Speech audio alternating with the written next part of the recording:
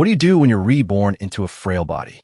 After being a peak SSS rank class user in your past life, he was so powerful that his very existence bred hatred in others. Even the emperor of this nation, Luo Wei, feared his strength. And so, he declared that Yun Che's entire clan would be annihilated. For the sake of the empire, the ultimate power must belong to the royal family. 10 years later, a young boy awakens Yun Che, helping him be reborn into the boy's weak body. Seeing his pathetic state, the system graciously grants Yun Che the Villain Reflector class, a hidden, overpowered class that will elevate him to new heights. And so, his quest for revenge begins. He's sworn to wipe out Luo Wei's entire bloodline. The story opens on a desolate world, no different from the apocalypse. A voice, echoing from an indomitable figure, reverberates through the air, laced with disbelief. Luo Wei, weren't we supposed to be brothers? The kind who'd live and die for each other? Doubt and pain bled into his every word. Why? Why would you do this to me? Luo Wei slowly activated a voice-changing system and began to speak. Do you still remember? He completely ignored Yun Che's question, choosing instead to bring up the past. What was like when the calamity first began? Monsters poured out from strange rifts that opened everywhere, destroying everything in their path. Leaning heavily on his Lu Yun sword, Yun Che held his ground. He remained silent, as if lost in memory. While Luo Wei's lackeys began to channel their power, his voice droned on. Later on, we can call those rifts secret realms. Anyone who came into contact with a secret realm would gain a mysterious power known as a class. Hot winds swept across the plains. Yun Che stood motionless, patiently waiting for an answer, but all he received were hollow words he already knew by heart. And so, we formed the class user core to conquer those realms, and from there, rose to power. Luo Wei's words forced Yun Che to finish the thought in the depths of his own heart. This time, we even managed to conquer the most dangerous SSS-ranked secret realm. Luo Wei's gaze turned sharp and sinister as he addressed the matter at hand. But that is precisely why I have to eliminate you. Now, you become uncontrollable. Images of a raging inferno, clearly the work of a powerful ability user, flashed through Yun Che's mind as Luo Wei explained the reason for this bloody betrayal. Powerful class users can easily shatter the order of the empire. And now, the one who always charged headfirst in a battle with his ferocious abilities was being judged by the very comrade he fought beside. And you, the man who surpassed the SSS rank, are the most dangerous enemy of all. Luo Wei's voice grew more resolute, as if he were making a vow to the entire world. The ultimate power can only be in the hands of our royal family. Only then can the stability of the empire be guaranteed. Just because of some paranoid bullshit that hasn't even happened, he had been dragged into this, and the hatred in Yun Che's heart erupted. So that's why you slaughter my family and my comrades.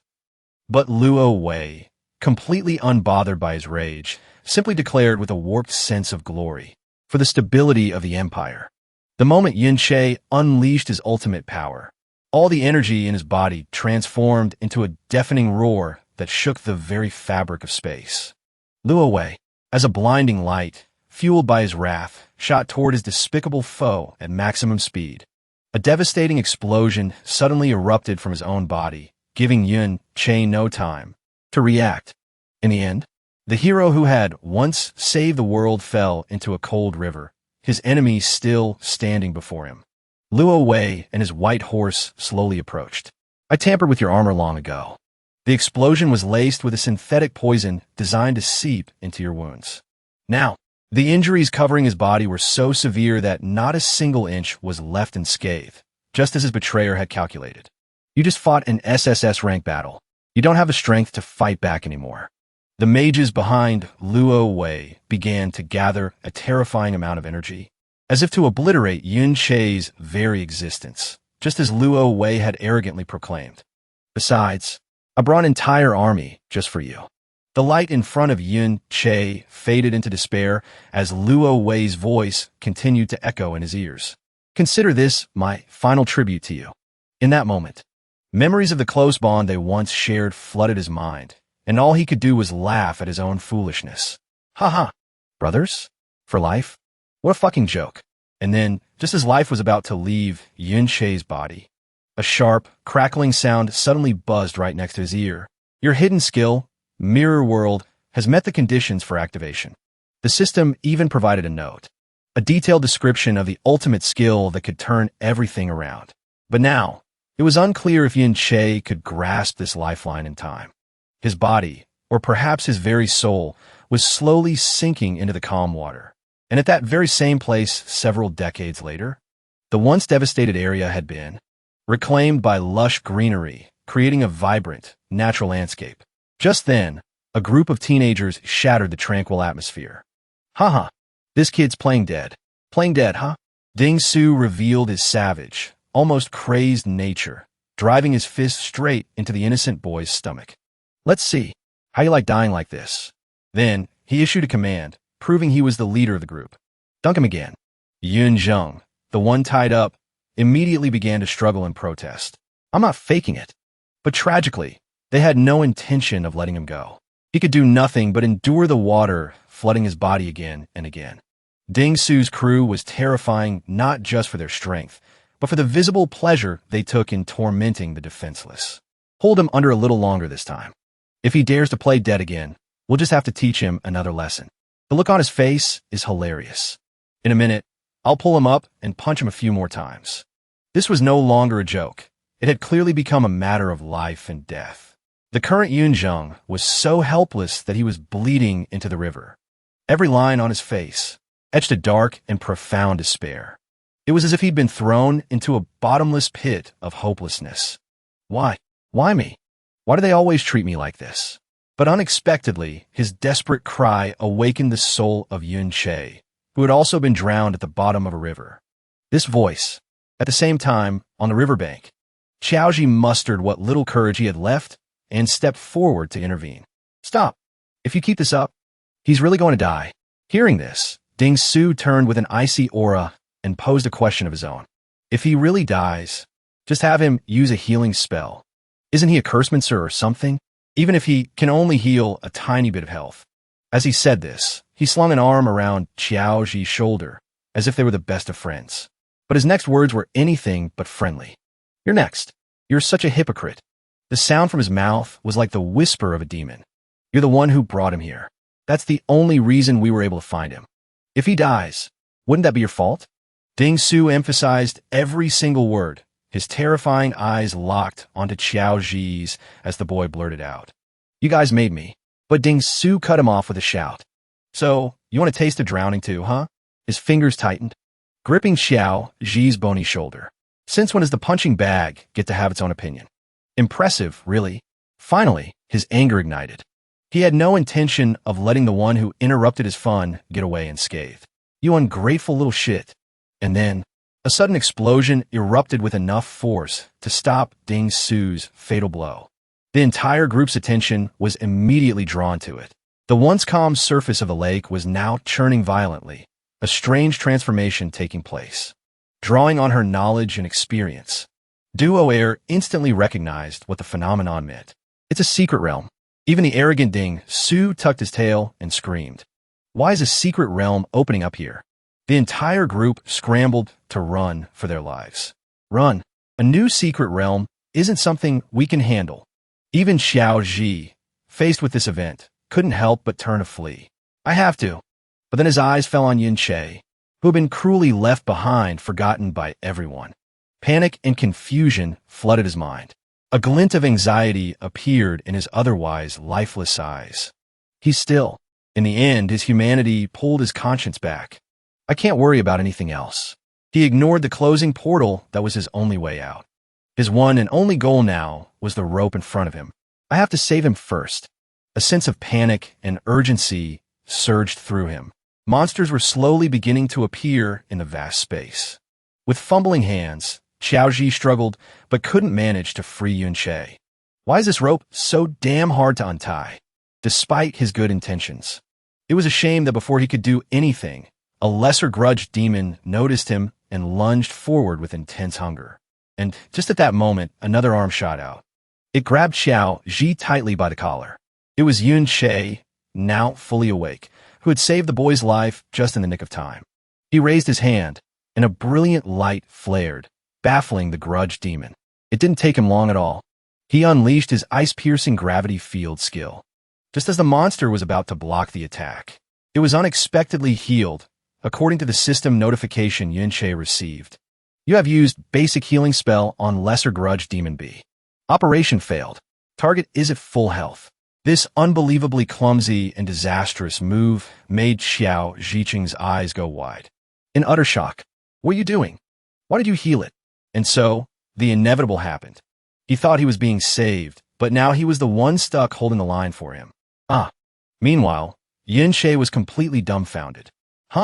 In this life or death moment, he calmly reviewed his character information and noticed the difference. ActionToon? A storm of questions raced through his mind. Yunche, was that a healing spell I just used? Isn't this my original body? This sudden, inexplicable change in his power left the newly awakened Yunche utterly confused. In theory, everyone who enters a mystic realm is bound to the system and receives an initial profession. That's something that can never be changed. He recalled the information that had been ingrained in him for so long. Later on, as you progress through the realm, you can grow stronger and acquire professions that match your abilities. The memories flashed by as if they happened only yesterday, and he knew for sure. As for me, I ascended to the rank of a peak warrior. Yunche's expression darkened once again as he thought back to the moment he was betrayed and a notification popped up. Recalling that moment, I must have used that skill, the one called Mirror World. The hazy memories in his mind were slowly coming together. After that, I was trapped in the Mirror World until I heard that boy's dying cries. After finally connecting all the dots, Yunche came to a conclusion. So, through his body, I've been reborn? A wave of excitement washed over him. At this moment, his mind cleared and a deep-seated hatred resurfaced. But I still have you to thank for giving me this chance for revenge. While he was lost in thought, Xiao Zhiqing was using all his strength, barely holding off the horde of grudge demons. Yunke, all the monsters are drawn over here now. Get over here and pull some of them off me. I can only handle 3 of them at most. Yunche calmly observed the situation, feeling the energy within his brand new body. This body is still too weak. Even against these small fry monsters, it's no match for them. At their speed, I don't even have a chance to escape. Ignoring Xiao Zhiqing's desperate cries and struggles, Yunche calmly opened the system to take a look. Low probability to immobilize a single target. 5% attack power. There isn't a single useful skill here. He couldn't help but sigh in frustration, silently judging his new profession. This chanter class is completely useless. All of its strengths are in support type skills. The images from the class selection screen, where countless people mocked it, flashed before his eyes. In every single aspect, it can't compare to other combat professions, relying on the experience and instincts honed through countless battles. The current Yunche could easily dodge attacks while deep in thought. That's why it's always been shunned by everyone from the very beginning. I'll have to rely on Divine Hand to hold on for a bit. However, stalling for time like this won't do me any good. I have to find a way to get out of this mess. If I run out of stamina, I'm done for. His thoughts turned to the Mirror World, the skill he'd unknowingly activated just before his death. It seems I'll have to rely on this hidden skill. There seemed to be no record of it whatsoever, forcing Yunche to figure it out on his own, but I still don't know how to use it. So, he directly selected the grudge demon that was relentlessly swinging its blade at him and tried to use the skill. Unfortunately, the notification once again read Operation Failed, making him wonder, usage conditions not met. Does that mean my level isn't high enough? Or, as the demon approached and Yunche backed away, they inadvertently reached a spot with a reflective pool of liquid, which gave him an idea. Do I need a mirror-like surface like that lake from before? When he targeted the reflection, the result was the same, failure to use it on lesser grudge demon B. Even so, the change in the reason for failure surprised Yunche even more. He was startled for a moment, then began to analyze the situation. Now the message is insufficient level. It seems this so-called mirror world really does need a mirror to be activated. And since there isn't one around, the insufficient level message means there's nothing I can do about it for now. So, I'll just have to try on a different target. And so, He tried using Mirror World on Xiao Wan's meat cleaver. He activated the skill again and again, only to be met with failure. Xiao Ji, hiding behind his shield, finally reached his breaking point. Would you stop using that useless support skill of yours? I can't hold on much longer. Before Yin Che could figure out his skill, the secret realm unleashed a massive pillar of light that seemed to engulf the entire area. A colossal monster, a level 10 dystasic hyperandrogenism syndrome of the vengeful demon race, appeared with a terrifying aura. The look on Xiaoji's face was one of utter despair. We're so dead. This kind of elite monster. You need to be a high-level player to even deal with it. Unfortunately, it didn't stop at just one. A barrage of terrifying light pillars rained down upon the ground like a late-season storm. He was completely drenched in a cold sweat. Panicked, Xiao Ji stumbled backward and fell. The last spark of his will to survive vanished from his eyes. Because the scene before him was clearly hell on earth. How could a weak support class like him possibly face such an overwhelming horde? Meanwhile, Yin Che was still trying to use his skill on anything and everything he could see. The result was still failure. Indifferent to the monsters hungry for his flesh and blood, he remained completely absorbed in researching his power. Not even a soul stone works. Is it because my level is too low? At the same time, perhaps out of fear and exhaustion, Xiaoji managed to summon a small shield, which caught Yin Che's eye. Wait a minute. Something unexpected happened. Even though it failed, Yin Che received a different reason. A triumphant smile immediately broke across his serious face. Cannot use skill on others. He instantly came to a 100% certain conclusion, which means I can use the skill on myself? So all that hard work finally paid off. After all the time I've poured into this, Yin Che successfully used Mirror World to reverse the controlling vine skill. A series of notifications popped up like spam messages as he activated Chaotic Thorns and attacked the horde of monsters. At the same time, Xiao Ji was about to be crushed by the massive monster's blade. Unfortunately for the beast, it took a solid punch straight from one of its colleagues. It turned out that with his own skill, he had masterfully made the monsters attack each other, saving Xiao Ji's life. It took a moment after being saved for a stunned Xiao Ji to finally manage a dumbfounded, huh. Yin Che, however, was already drawing his own accurate conclusions. So that's how it works. The skill's effect was completely reversed. From a mobilized target, it was reversed to cause target confusion. The reversal from Mirror World transformed a support skill into a powerful offensive one, all for the same 10 mana. Looking up at the monsters that had fallen into a state of chaos, they would now randomly attack other units. He couldn't help but marvel. So this is the power of the mirror skill? A rush of excitement and exhilaration coursed through him, making Yin Che's blood boil. A skill that was once completely useless became something miraculous after being reversed. So if I reverse my other skills, what will happen? Yin Che felt like he was starting to understand everything. No wonder they call Mirror World a cheat skill. His thoughts began to clear. It doesn't just reverse the skill's effect. It clearly enhances its other aspects as well. Right now, the monsters were still tearing each other apart. If I had used the skill directly before reversing it, never mind the low success rate, the immobilization effect would have only lasted for 2 seconds at most. It would have been nowhere near as effective as this. Yin Che calmly walked past their corpses and opened his system panel. So then, what will happen if I reverse my other skills? The normal attack blade skill appeared. Without hesitation, he hit reverse. Instantly, Yin Che obtained a new skill, Reversed Arcane Blade. He grinned triumphantly as he saw his blade begin to glow. Interesting. Using one skill adds 10 extra attacks. The system panel announced the new skill would expire in 60 seconds. He was very pleased with these new upgrades. As long as this skill is active, any skill I use, so it can boost my attack power too. It has incredible growth potential. Just then, Yin Che leveled up. He leveled up. His stats updated instantly. His attention was drawn to the carnage all around him. Looks like there's no shortage of them. Monsters, tearing each other apart. After I finish off this horde, I'll probably rack up a ton of EXP. At that moment, a wraith lunged at him, but he deflected it with ease. Perfect, and my stamina bar just refreshed. After leveling up, my MP fully recovered automatically. Weapon in hand, Yin Che advanced. before the monsters snap out of their frenzy. And it ends, I can put this blade to good use. With his newfound power, Yunche unleashed a continuous barrage of attacks on the horde of monsters. Whoa, a 2.2 times attack boost just like that. Suddenly, he turned around. Then, he shot straight toward Androgen. This skill operates outside the normal rules. He parried its first blow with ease. The monster took a deep gash to the shoulder, followed by a vicious strike to its abdomen.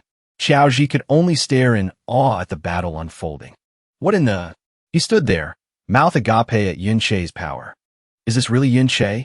This monster of a guy, a level 5 spellcaster, can be this strong? Spellcasters have skills like this? Meanwhile, Yunche's relentless assault on Androgen continued, empowered by his level 6 stats. Finally, Yunche slashed straight at its neck. My regeneration rate is 120 MP per second, and my max standard attack power can reach a 2.3x multiplier. Androgen finally fell. With my current power, I can even hold my own against Y-class elite monsters. Though it'd be a tough fight. Suddenly, a giant hand erupted from the ground. What is that? It all happened so fast, catching Yunche completely off guard. The massive beast burst from the ground with immense power. The other monsters tried to rush it. However, they were all annihilated in an instant. Xiaoji was terrified out of his wits. Without hesitating, Yunche readied himself for battle. A level 21 hidden boss in this dungeon? Seeing the chimera about to attack, he swung his blade. Chaotic thorns enveloped its head. But it was no use. The chimera was immune. Its massive foot came crashing down in a counterattack. Suddenly, Xiaoji lunged in front of Yunche, screaming, "Watch out!" He threw up his shield, trying to protect him. Before his eyes, the scene fractured. A memory flashed through his mind. Xiao, in protecting him, just like this. He could still hear his voice so clearly. "You idiot! Who gave you permission to charge him like that? Why don't you ever listen?" Yunche snapped back to the present. Xiaoji's shield shattered, and the force sent him flying. His entire body slammed straight into the rubble. Without a second thought, Yunche rushed to his side. "Are you trying to get yourself killed?" He landed beside Xiaoji, then immediately used a basic healing spell. But it drained a ton of MP for barely any healing. A spellcaster's recovery skill is completely useless. Yunche asked Xiaoji, "Do you have any health potions?" He struggled to answer. "One, at the bottom of my pack." Yunche gave him an order, then prepared to move. "Then drink it." He stood back, sizing up his opponent. "With my current strength, I'm still nowhere near strong enough to take on this boss." A small glimmer of hope flashed in his mind. But it looks like most of these monsters are already low on health. They've only got a little left. This might just be possible. He turned back to reassure the boy. "Xiaoji, just hold on for 1 minute." Xiaoji looked at him, puzzled. Yunche spoke with a voice full of conviction. "I'll take care of them." Yunche charged recklessly into the horde of monsters. As his power-up was about to expire, he unleashed a flurry of 100 slashes. Just then, he leveled up, instantly refilling his stamina bar. To defeat the boss, I at least need to get my attack power to 400. Yunche continued his relentless slaughter, racking up experience points. Besides, the hissing blade technique only lasts for 1 minute. He continuously cast his ultimate move, Chaotic Thorns. So, I have to use Chaotic Thorns 40 times in under 50 seconds. The area was now a sea of blood, and I have to reach at least level 10. Xiaoji watched, jaw agape, as Yunche tore through everything in his path. Meanwhile, his level kept climbing. The chimera raised its massive limbs, ready to strike. The situation was hanging by a thread. His character stat window appeared once more. His attack power had surpassed 500. Finally, my chance is here. This is more than enough to kill it. His chaotic thorns wrapped tightly around the chimera's arm. Yunche leaped into the air, preparing the final blow. Hundreds of thorny vines surged forward to engulf its body. The chimera roared in fury. But before it could react, it was annihilated. He ended the battle spectacularly. Then he landed softly in front of Xiaoji. The chimera was dead. He stammered, trembling. Am I dreaming? Yunche was now level 3 and a level 5 caster, and he ended up wiping out the entire secret realm. The secret realm has been conquered. conquest of the secret realm is complete. He slowly walked toward him. Yun-Ki, is that really you? Yin-Che simply stood still, not answering. How did you suddenly get so strong? Memories of the past came flooding back. He stared at the boy for a long moment before speaking. Xiaoji, you look a lot like Xiaoan. Without waiting, Yin-Che asked, what is your relationship to Xiao Bonbon? The question took him by surprise. How you know my great-great-grandpa's nickname? The pieces fell into place in Yin-Che's mind. Upon hearing this shocking revelation, great-great-grandfather, even though he'd suspected it, he was still completely stunned. He's actually Xiao Bonbon's great-great-grandson? Memories of Xiao and came rushing back to Yin-Che's mind, as vivid as if it were only yesterday. That damn smug face. The great-great-grandson of that little devil. In that instant, he froze, his eyes filled with confusion. Could it be that not everyone I knew was killed by Luo Wei? Doubt flooded his mind. Yin-Che quickly spoke up. Your great-great-grandfather. Where is he now? But Xiao Ji cut him off coldly. There's no need. We don't need to talk about him right now. A pained expression was etched onto his face, eclipsing the carefree spirit a boy his age should have. If you don't want to answer my question, you don't have to be like that about it. He hesitated, the words seeming to squeeze past his lips. You don't have to humiliate me like this. Yin-Che was stunned. Humiliate you? After witnessing Yin-Che's overwhelming power, Xiao Ji radiated a sense of weakness and unconcealed pain. I don't know why, but you've been hiding your true strength all this time, haven't you? Then, he gave a self-deprecating smile and quickly changed the subject. It's time we headed back to school. They're organizing a trip to the Museum of Modern History tomorrow. If we skip it, we'll draw attention. For now, all Yin-Che could do was clench his fists and sink into his thoughts. In the end, he made his decision. I can't reveal my identity yet. If I keep digging, he might get suspicious. So, he decided not to say anything more to his old comrade's descendant. All right, let's go. Then he fell silent, his attention caught by the words Xiao Ji had just mentioned. The Museum of Modern History. Huh? His thoughts drifted to the world outside, to the modern city. It must hold some information about what happened after I died. The bus carrying the students was buzzing with chatter and laughter. Everyone was in high spirits, unable to sit still. Meanwhile, two figures were a world apart from the lively atmosphere. Yin-Che couldn't help but feel a wave of emotion as he faced the relentless march of time. Times have changed. He took a moment to observe the world around him. After all these years I've been dead, the world has changed so much. They're even using product from the secret realms to power cars. At that moment, his mind was a whirlwind of doubt and confusion. And there were so many other things I'd never seen before. Some things I'd only seen inside the realms. No matter how confused he was, Yin-Che knew he'd have to figure things out on his own. But based on what I know, I thought only items dropped by monsters could be brought out of the secret realms. However, the item equipped on his hand completely shattered that belief.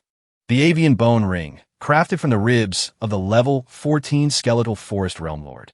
It grants its wearer avian appendages. Next, Yin-Che took out a book. Skill, mighty physique, epic quality. Skill books and equipment like this can now be taken out of one's inventory. Even outside a secret realm, they can be freely bought, sold, and traded.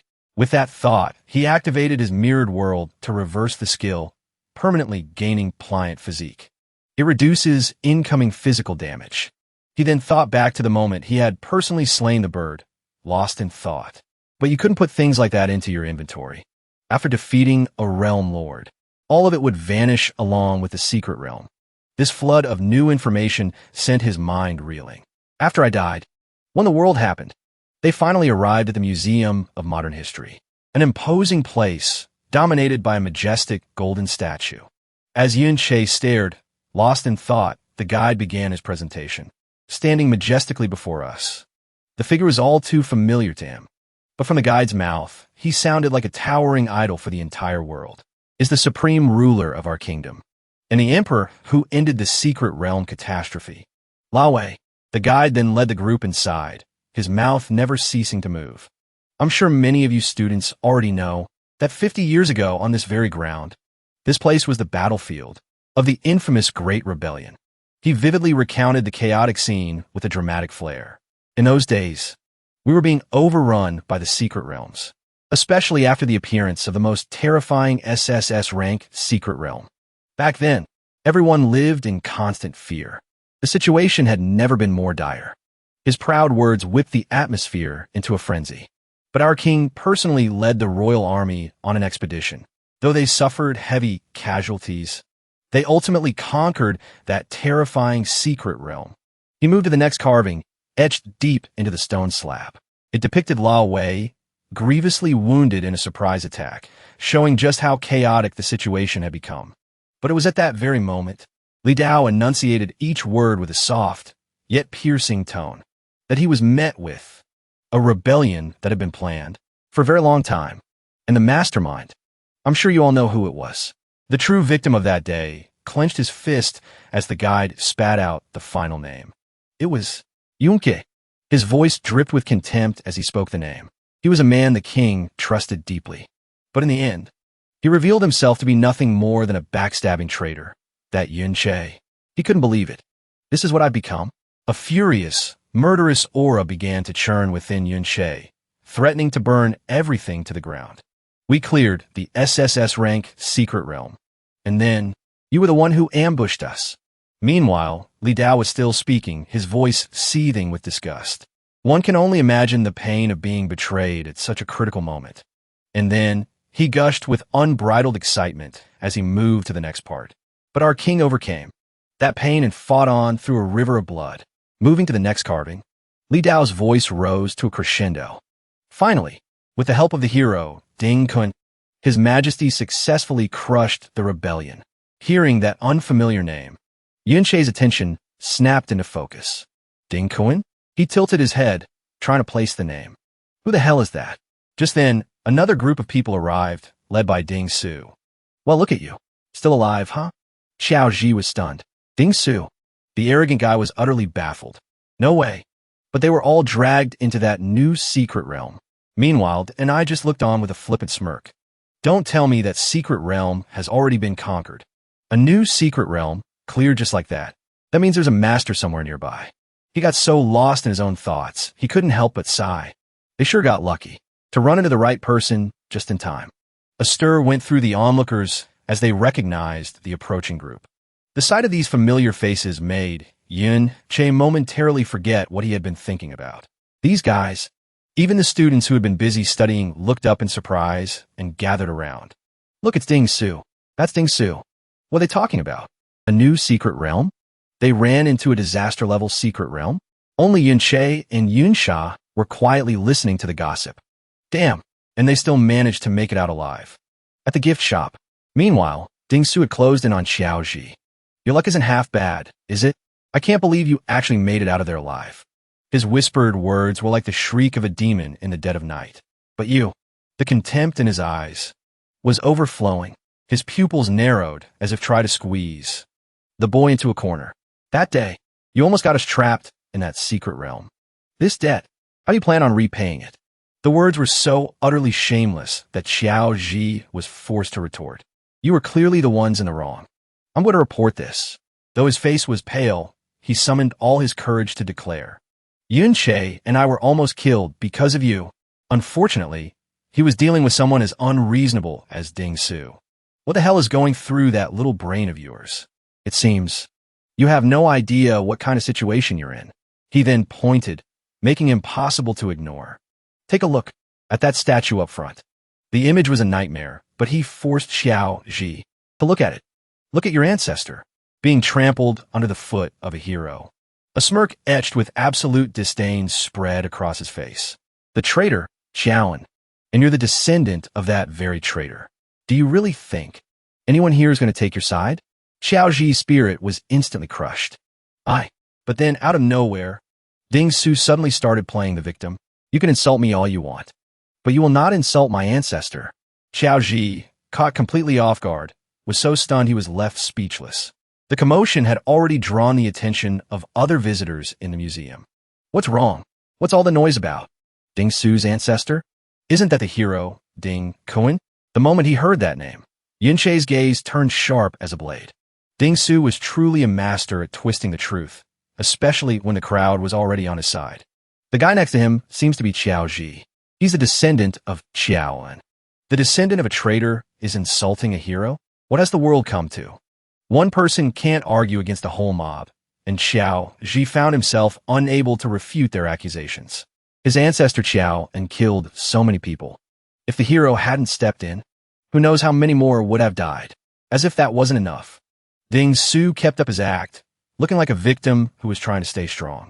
I don't care what you say about me behind my back, but how dare you insult my ancestor right to my face? As the situation spiraled into chaos, Li Dao stepped forward to intervene. Qiao Ji, as a teacher, I believe in being fair, so I'd like to say a few words. But the boy was already numb. I didn't. As expected, in the end, power and influence are all that matter.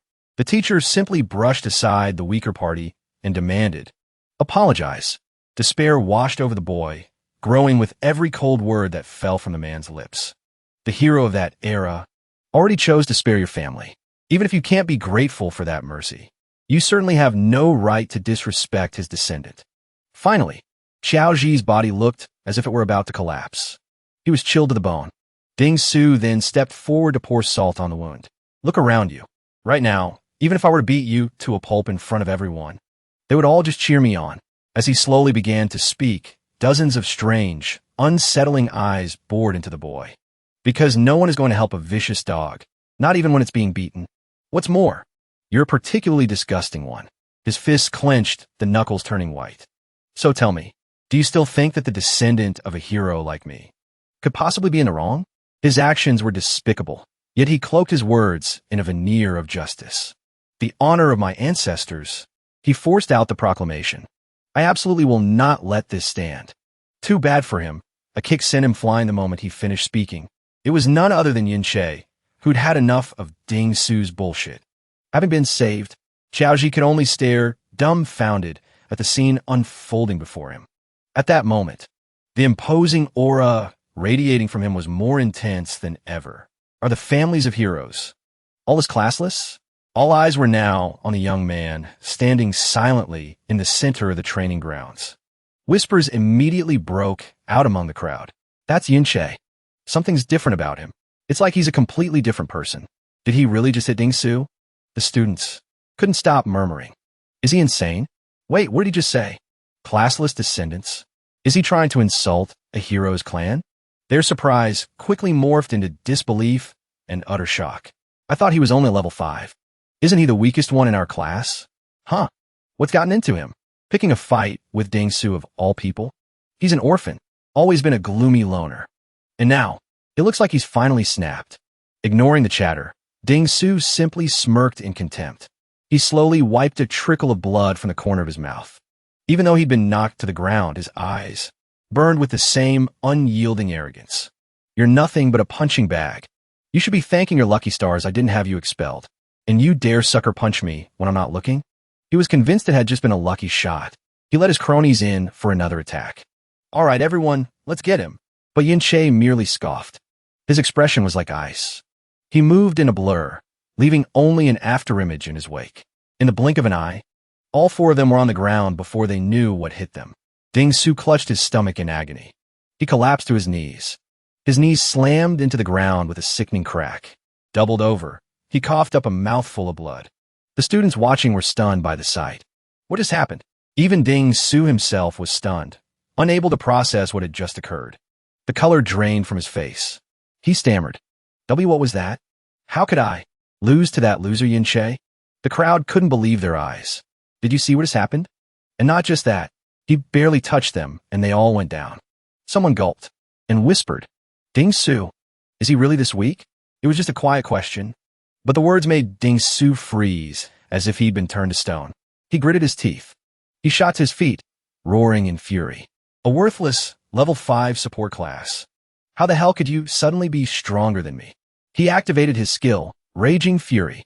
Blazing red flames erupted and engulfed his body. A murderous aura surged from him.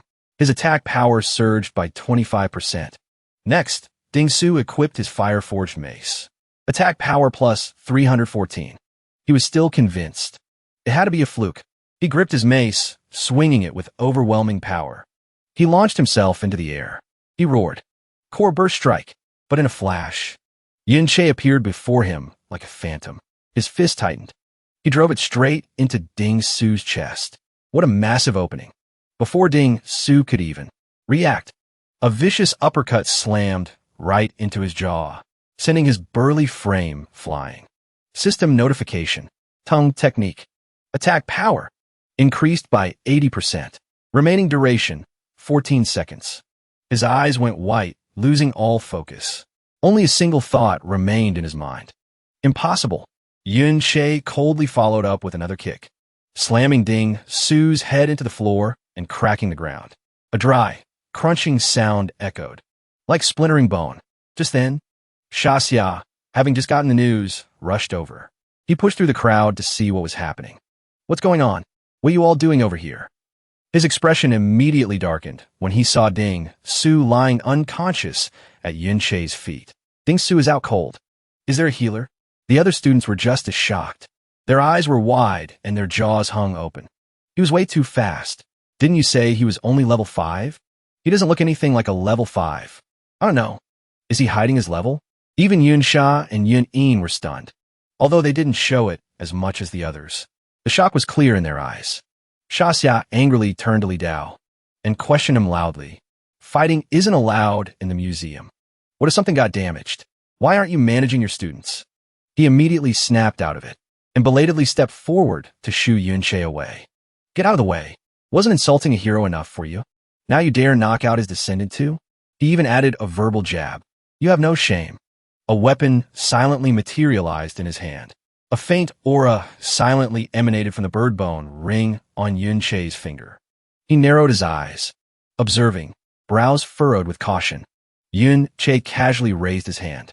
Before Li Dao's weapon could even fully form, it shattered, much to his astonishment. The crowd was momentarily silenced by this turn of events. It was as if time itself had frozen in that instant. His face was impassive as he exposed the teacher's bias. Let's put aside the question of who's shameless for a moment. You call yourself a fair teacher, but it seems you're only listening to Ding Su's side of the story. Is that right?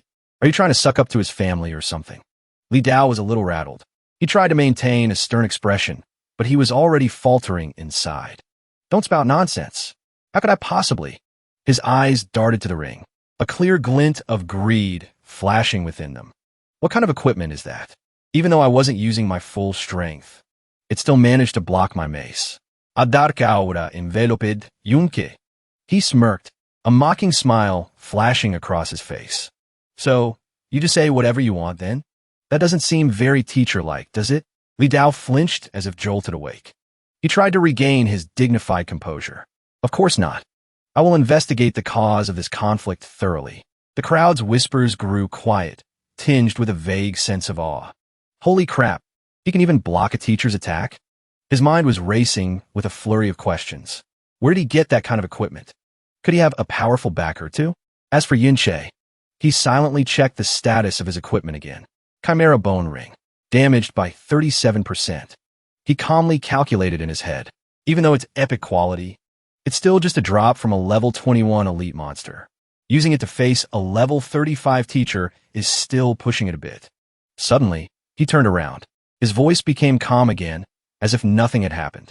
So, as punishment, just kick us out. Li Dao was taken aback, completely stunned and unsure of what to do next. He stared blankly at the young man's back. Oomph. Yin-Che paid their reactions no mind. With cold indifference, he turned and tossed a remark over his shoulder. Xiaoji, let's go. Xiaoji was still in a daze. He scrambled to follow. The students left behind huddled together, whispering, Is that really Yin-Che? Holy shit, that was insane. He even blocked the instructor's attack. Is that something a student can even do? They all came to one conclusion. Terrifying. Li Dao was the first to remember the one who'd been seriously injured.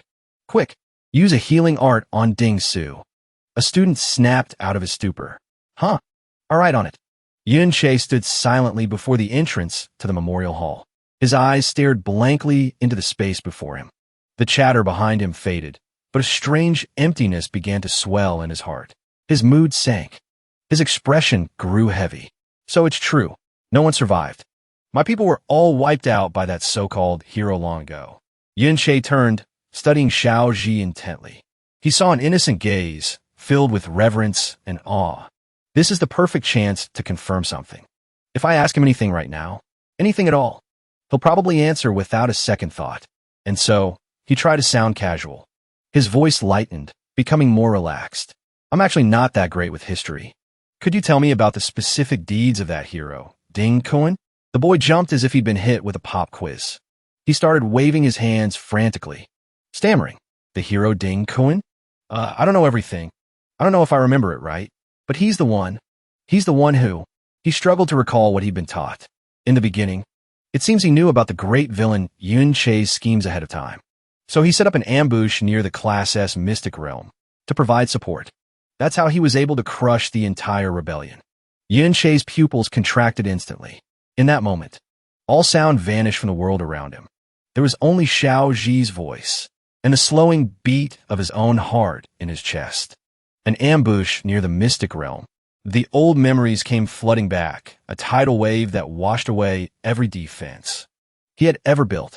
The blood-soaked battlefield, the brutal sacrifice of his comrades, the helplessness of watching them fall, one by one, unable to save them, the despair of realizing he'd been sold out. All of it erupted in his chest like an old wound torn open. Xiao Ji, completely oblivious, noticed nothing unusual. He continued on, rambling excitedly. Ever since he was a child, the hero Ding Kuan was determined to resolve the crisis of the mystic realms. That's why he trained so relentlessly. Yun Che listened in silence to a story so alien to his own memories. After being promoted by the king, he went on expeditions everywhere, saving regions all over from disaster. Xiao Ji brought up a famous example. Like the renowned Great Disaster of Dongchen Wall, a silent breeze drifted by, carrying a faint chill. His face remained a mask of indifference, but inside, his world had shattered. Dongchen Wall? That place. I was the last one standing.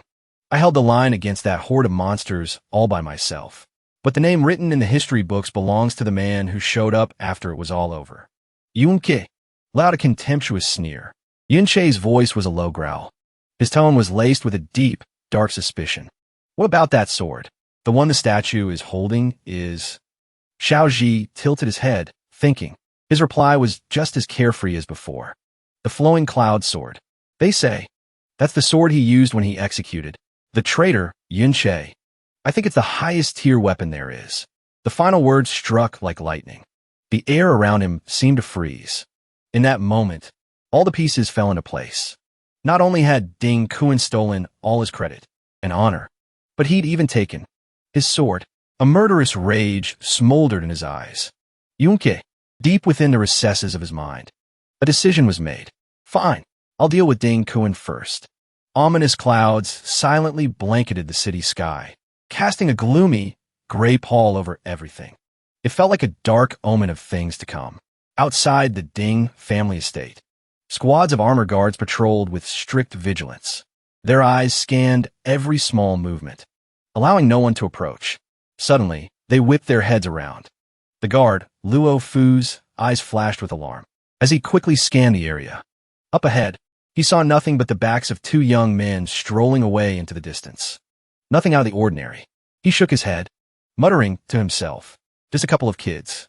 Meanwhile, Yun Che had already melted into the shadows, silently observing the entire estate from his hiding spot.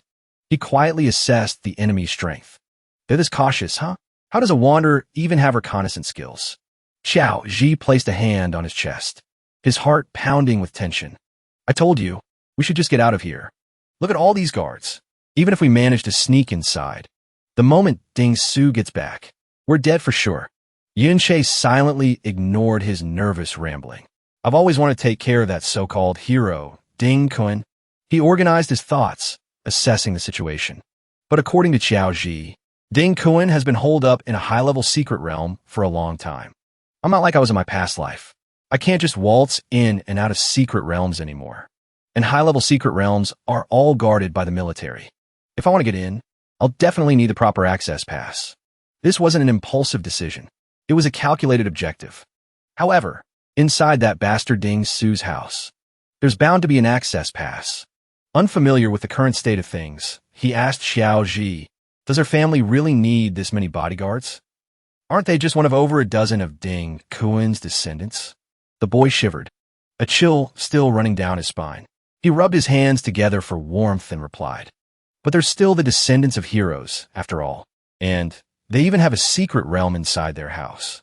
This revelation hit a blind spot in Yunche's knowledge. His voice was laced with disbelief. A secret realm?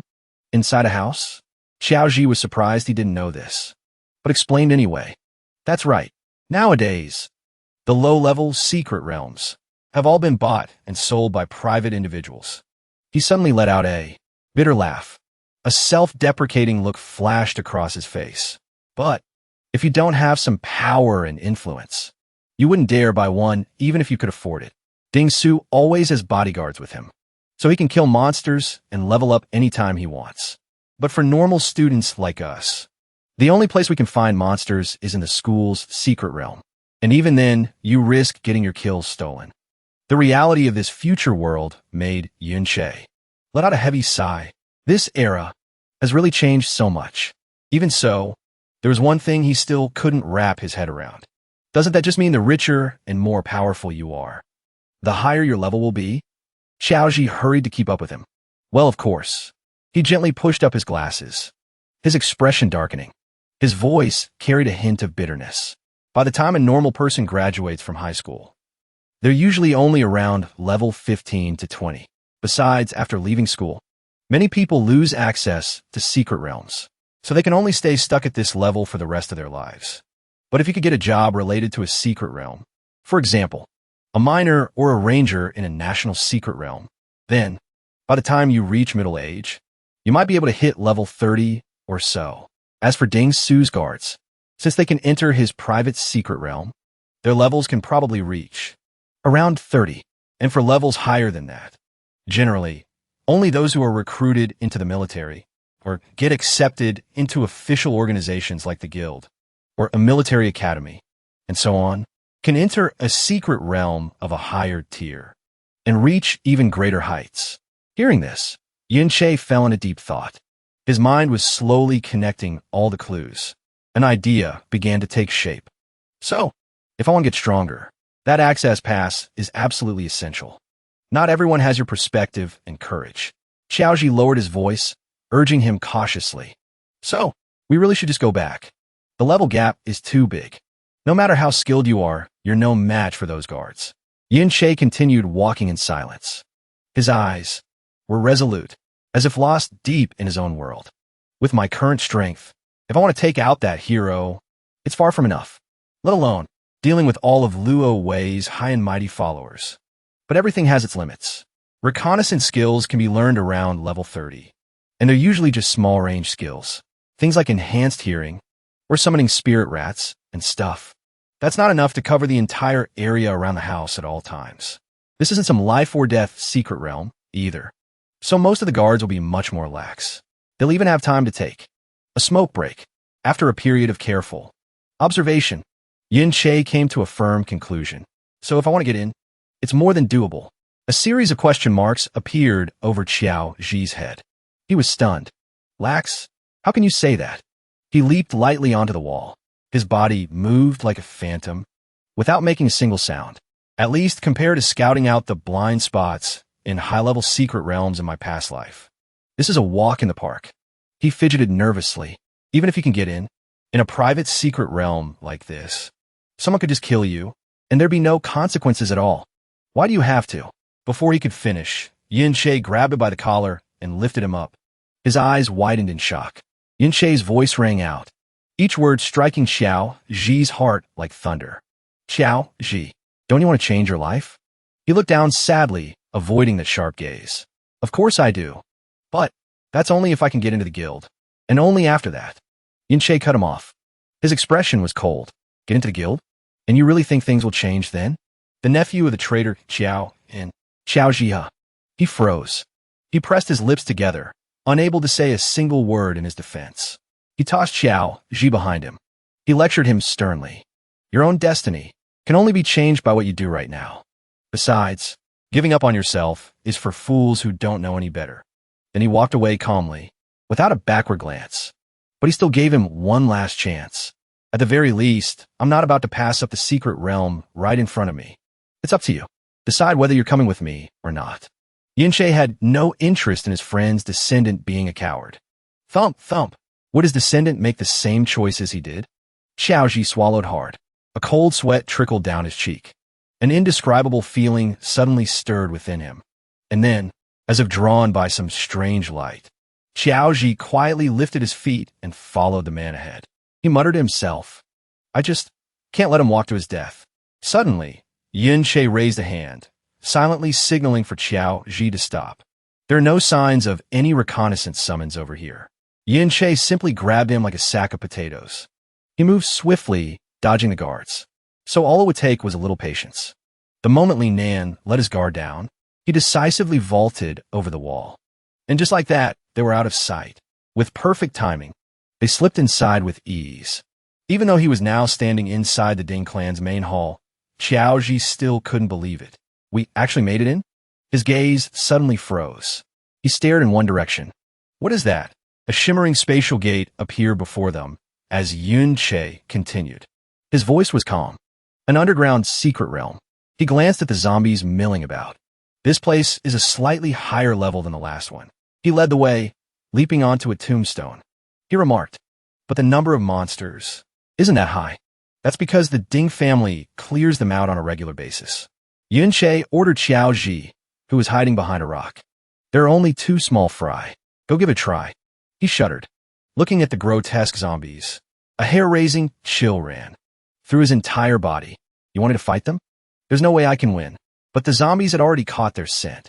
With a roar, they charged forward. He panicked and summoned his shield to defend himself. He screamed, I can't believe I trusted you. Xiaoji frantically leaned back to dodge. The zombie's sharp fangs grazed past his face. He was filled with regret. If I'd known this would happen, I never would have come. With only a shield, Xiaoji was somehow holding his ground against the zombie's ferocious assault. He cried out for help. I want to go home. Yunche stood calmly to the side, instructing him. Why don't you try fighting back? Xiaoji, who hadn't lost a single drop of health, shrieked. How am I supposed to find an opening to do that? Yunche's cold, indifferent voice gave him the strongest possible support. I'm here. Nothing bad is going to happen. The frantic pounding in Xiaoji's chest began to steady, as if granted a new source of strength. He gritted his teeth and squeezed his eyes shut. His whole body trembled, but he mustered every last bit of courage and charged forward. Amid the ear-splitting roars and the thick stench of blood, he poured all his strength into slamming his shield against the zombies' rotting body. However, Xiaoji's face was deathly pale, completely drained of color. Fear consumed his mind, making him oblivious to the danger right behind him. A zombie suddenly lunged from behind, but his survival instincts kicked in just in time. Xiaoji tilted his head, dodging the attack. The sharp claws missed his ear by mere inches. Yunche stood not far away. A glint of satisfaction flashed in his eyes. Everything was going according to his plan. Just as I thought, his latent talent is actually quite good. It's just that he's naturally timid and panics easily, so he only ever dares to defend. He meticulously analyzed the young man's abilities, but his subconscious judgment of spatial positioning is incredibly precise. Yunche could clearly see that Xiaoji's status bar was still as full as when they started. Because he's constantly aware of the dangers around him, he hasn't taken a single point of damage. After a fierce counterattack, my shield shattered, and I can barely even scratch these zombies. I can't hold on much longer. Meanwhile, he was lost in a memory. Whoosh! So many people stopped moving forward, simply because they lacked the courage to challenge themselves. Just as Xiaoji was about to collapse, Yunche leaped into action. With a single slash, he finished off the 2 zombies charging at him. A brilliant streak of light from his blade of joy trailed in his wake. Attack power increased by 70%. Remaining duration, 40 seconds. He felt a surge of pride for his old friend. Your boy has finally taken his first steps. As a status window suddenly appeared before him, Xiaoji froze in his tracks. I leveled up? Yunche understood his confusion. He calmly explained. Experience points are distributed based on contribution. If you hadn't thrown them off balance, even if I had been the one to finish them off, you wouldn't have gotten much EXP. In his hand, he held the Grudge Bone Blade, an item from the Chimera Lord's secret realm. Resentful energy condensed over a leg bone. Form its blade. Attack power plus 62. Mental attack plus 11. Yin-Che suddenly sensed something was off. His movements, they seem a little too agile. He immediately turned to Qiao Ji. How have you been distributing your attribute points? He answered honestly. Other than spirit, I've been raising them all evenly. The answer surprised him. A normal shield bearer. Don't they usually focus on agility? He glumly confessed the painful reason. If I don't, it's hard to find a party at school. No one wants to wait around for a slow tank. All the mobs would just get snatched up by other people. Yin-Che sighed. He was speechless at the short-sightedness of people these days. You need to think more long-term. After level 60, during your class advancement, all job changes have attribute requirements. For example, the Fortress class requires 60 points in vitality and 40 points in defense. So you can't just add points randomly.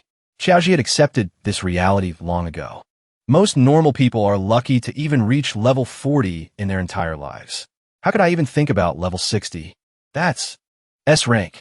Suddenly, he placed a hand on the boy's shoulder, a confident smile on his face. His gaze so deep it seemed to see through everything. From now on, you can start thinking about S rank. The boy's pupils shrank in astonishment. His firm voice rang in his ears. No, you'll go far beyond S rank. Yin-Che also began to plan for himself. That said, it's about time I started planning my own class advancement. He silently summoned the system, his eyes fixed on the information panel. My class is a support type. I have to rely entirely on this hidden skill, Mirror World, if I want to turn the tables. He wasn't nervous. Already had a feeling about this. If nothing unexpected happens, my class will advance to... Yin-Che stopped short.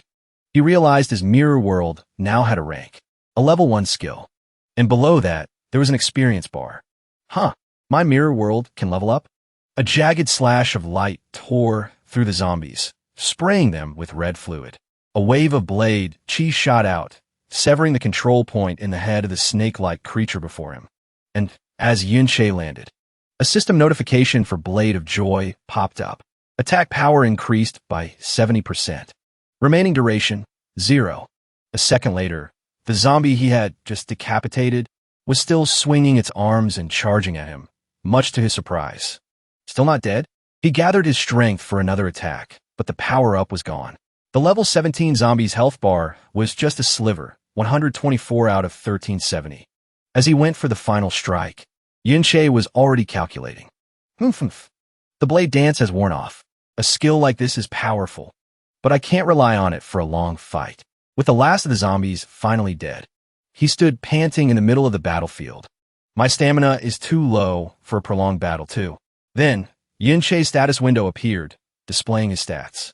He thought to himself, still, leveling up this fast is way quicker than a normal person. I jumped 2 whole levels?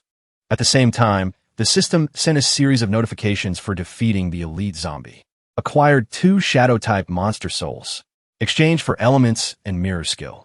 Plus 2,000 EXP. Yin-Che was quite satisfied with the results.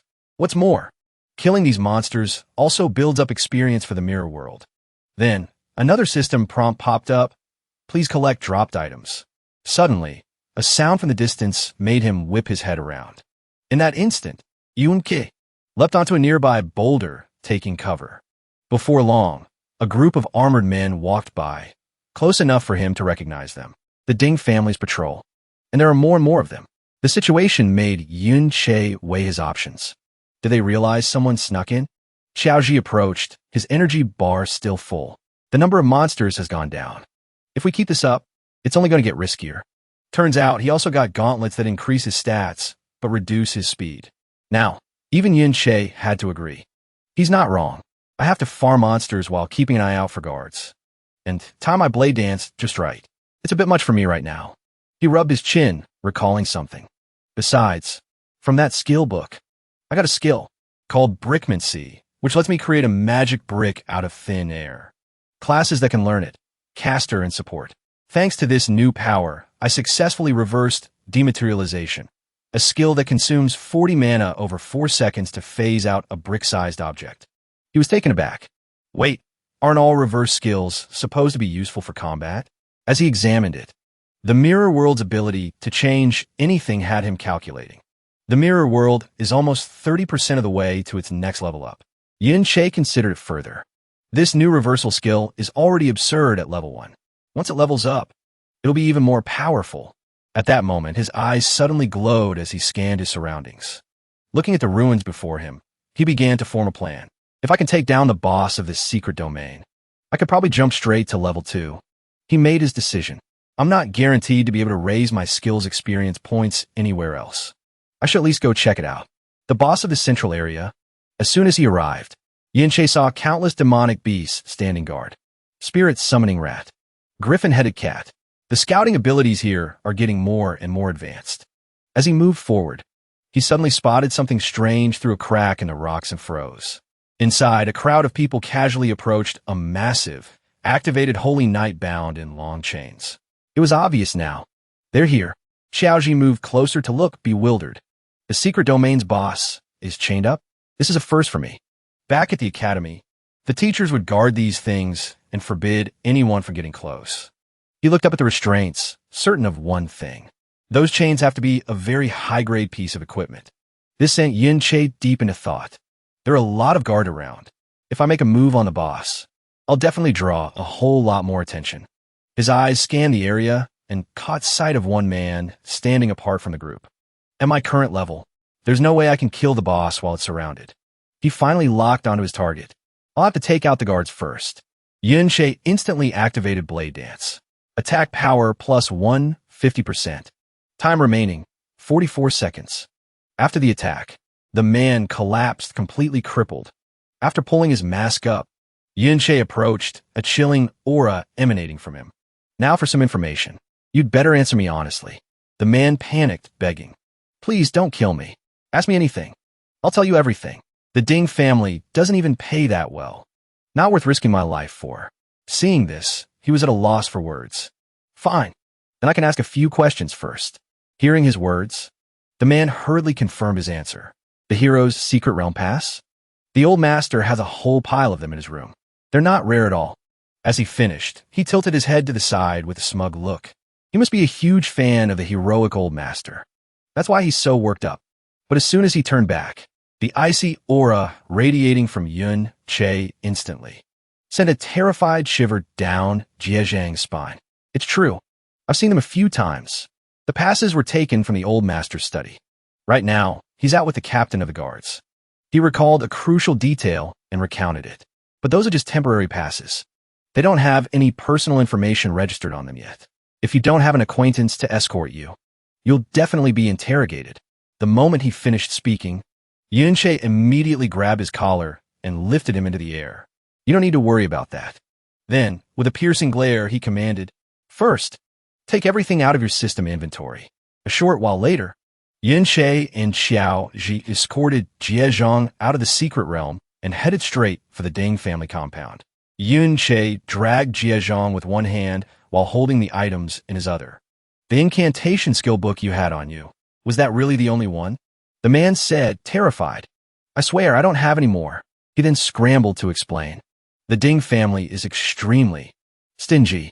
Basically, anything that drops in the secret realm has to be handed over. We only get a few scraps. They're inside the main house right now. While Jie Zhang talked, Yin Che was already calculating his passive skills. Light of Absolution's 3% defense boost for 10 seconds. And Moonflower's Descent's 6% boost for 15 seconds. Can't just go in blind. The man looked toward the grand building and pointed. That's the main house of the Ding family over there, without a direct summons. Guards like us aren't normally allowed inside. He glanced at Yin Che, sizing him up. Because for the Ding family, aside from a young Ding Su, everyone else is level 30 or higher, and they all have top-tier gear. They don't really need us for protection. After hearing this, Yin Che confirmed again. So, if I can get inside, I can get the pass, right? The man immediately shot that idea down. No, the head of the family is in there. Jie Zhang then began to lay out the grim situation for him. The head of the family is level 42. If you run into him, you won't stand a chance. He then broke down the Ding family's roster from the level 57 Old Master to the level 17 Ding Su. The Old Master and the Third Master, both over level 50, are out on business. While he stressed the danger, if you happen to run into them, when they get back, it'll be even more dangerous. Yin Che was silently calculating. Going into the main house means I'll have to face a family head who's many levels above me. Deciding he had enough information, Yin Che swiftly knocked the man unconscious and turned to call out, "Xiao Ji." Without a moment's hesitation, he ordered him to watch the man. "You stay here." Meanwhile, a plan began to form in his mind. In that case, all I need to do is lure him out. He returned to the activated Holy Knight's territory inside the Ding family's secret realm. Leaning against a hidden wall, Yun Che silently analyzed the situation. They're using high-level chains to restrain the realm boss. If the boss doesn't die, the secret realm won't disappear, which means it can be farmed long-term. His gaze suddenly landed on a man who was fetching water. So, because it's so important, they have to post guards to watch the lock. And so, he used his hide and shadow skill to set up an ambush. It's a cautious approach, but it only works because they assume no one is crazy enough to risk their life trying to open that lock. I know these kind of chains all too well from my past life. To open a lock, Yun Che quickly clamped a hand over the unfortunate man's mouth and decisively finished him off. In that very moment, the glowing chains suddenly began to tremble, and the crowd cried out in shock. "What's happening? What's going on?" As Yin Che resolved himself, the level 60 combat chains, which boosted both attack and defense, coiled around him, kicking up a cloud of dust. This should be enough to draw the head of the house out. Yeah, this is the perfect way to do it. Breaking free from its long imprisonment, the now active Sacred Knight reared up, scattering the terrified crowd. What is happening? How did the Domain Lord lose control all of a sudden? Outside the Mystic Realm, the commander, who had just breathed a sigh of relief, was once again shouting orders. "Quit dragging your feet.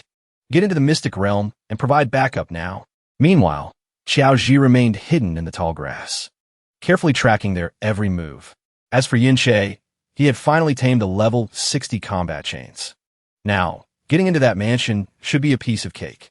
Back at the main entrance to the Ding family estate, a butler bowed respectfully to his master. "Welcome back, second young master, young master." The man stepping out was Ding Hao, level 42, the second head of the Ding family, flanked by his men. And beside him, Ding Su was grumbling. "It's no big deal, Dad. You're gonna have to come get me yourself. I just let my guard down for a second, and that bastard Yin Che..." But his father cut him off. "I was just in the area." Ding Hao's expression then instantly shifted to one of warm welcome as he moved to open the door of the other vehicle. "Miss Yin Sha, please step out." Just as he spoke, Yin Sha gracefully stepped out, along with Yin Yin. With a sweeping gesture of his hand, he welcomed them.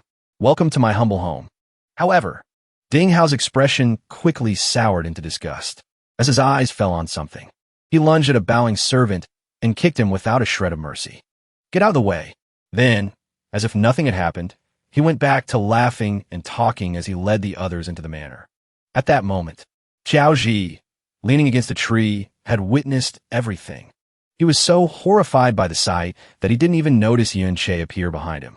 "What's wrong? You saw the Ding family return. Is that why you didn't go in?" The look on his face. "It's so strange. I don't get it. What's with that expression?" Xiao Ji deliberately ignored the question and changed the subject. "How did you get over here so fast?" Yun Che immediately began to explain. "That thing is a Mystic Realm's Domain Lord after all. Even at just level 30, capturing it alive isn't easy." He calmly analyzed the situation. "So we don't have to worry. For at least the next half hour, they won't be able to recapture it. By the way, what was it you saw?" The question made Xiao Ji's voice falter. "That person." His eyes fell on Xiao Li, level 17, who was still bowing with a sycophantic smile plastered on his face. "Is my youngest uncle." With a stone-cold expression, Xiao Ji began to tell the story. "Originally, when you defected, Yin Che, his entire clan was wiped out back then. But even so, that's no reason for him to face the survivors and endure such humiliation." Hearing this, Yin Che's calm expression shattered, replaced by one of absolute horror. But Xiao Ji didn't notice his strange reaction and continued his story. From then on, the Qiao family continuously had to endure the Empire's malice. Xiaoji explained quietly. From start to finish. What's more, under the shadowy influence of the hero Ding Kuan, the persecution grew even worse. He stated the final outcome. In the end, we were forced to become servants to the Ding family.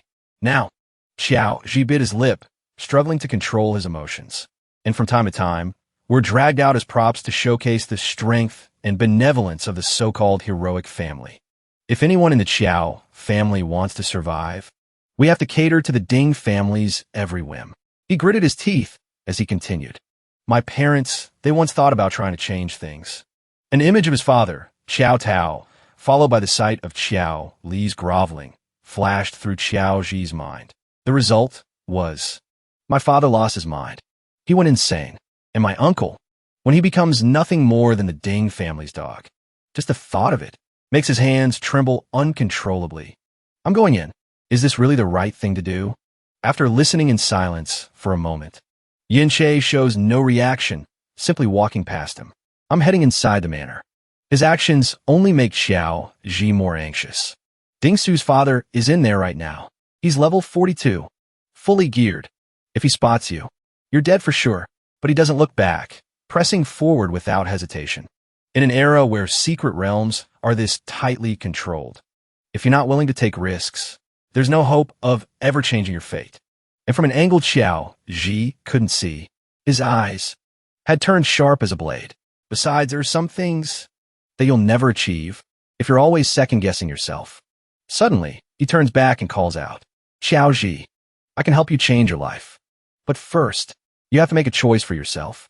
My path is set. I choose to fight, but I won't force you. However, his words of encouragement seemed to make Xiaoji even more uneasy, not braver. But they're a great family. They hold the world in their hands. Can we really stand against them? At that moment, Yin-che crouches, ready to leap. The ones I'm standing against. As he springs into the air, a powerful gust of wind whips through Xiaoji's hair, leaving him stunned. He leaves behind only one sentence as he vaults into the manor. Is this entire empire? Meanwhile, Ding Hao slowly sips his tea after hearing a servant's report. The lord of the secret realm broke free. How? Yin Sha, sitting across from him, overhears and speaks up immediately. Uncle, is something wrong? We can always come visit another day. He immediately flashes a smile, trying to appear at ease. No need. No need at all. My big brother can handle it. It's just a minor secret realm. How could that possibly be more important than Miss Yin Sha? Ding Hao's face remains warm and welcoming. Besides, after hearing that you were willing to come, my father and third uncle are already on their way home. With just a few words, he skillfully makes the entire problem sound trivial. So we have more than enough manpower to deal with this. In fact, I've already contacted Hero Azar. He's very, very eager to meet you. While Ding Hao is busy talking, Yin-che, hiding nearby, hears everything. Hero Azar? You mean Hero Ding Kuan? He recalls the information he'd been given. I remember. To enter a hero's secret realm, you need a pass and a guide. Yin-che observes the scene below, making an assessment. And looking at the way they're treating this person, her status must be quite high. A thought crosses his mind. Yin-sha. She has the same surname as me. What a coincidence. But Yin-che doesn't linger for long and prepares to leave. Right now, I need to focus on getting that pass. Meanwhile, Yanin suddenly glances toward the spot where he was just hiding, as if she sensed something. In a hallway, a group of servants are chatting cheerfully. Just as they pass by, Yin-che stealthily emerges from behind screen. He casually pushes open the door in front of him and walks in as if he owns the place. It appears to be a study, filled with countless books.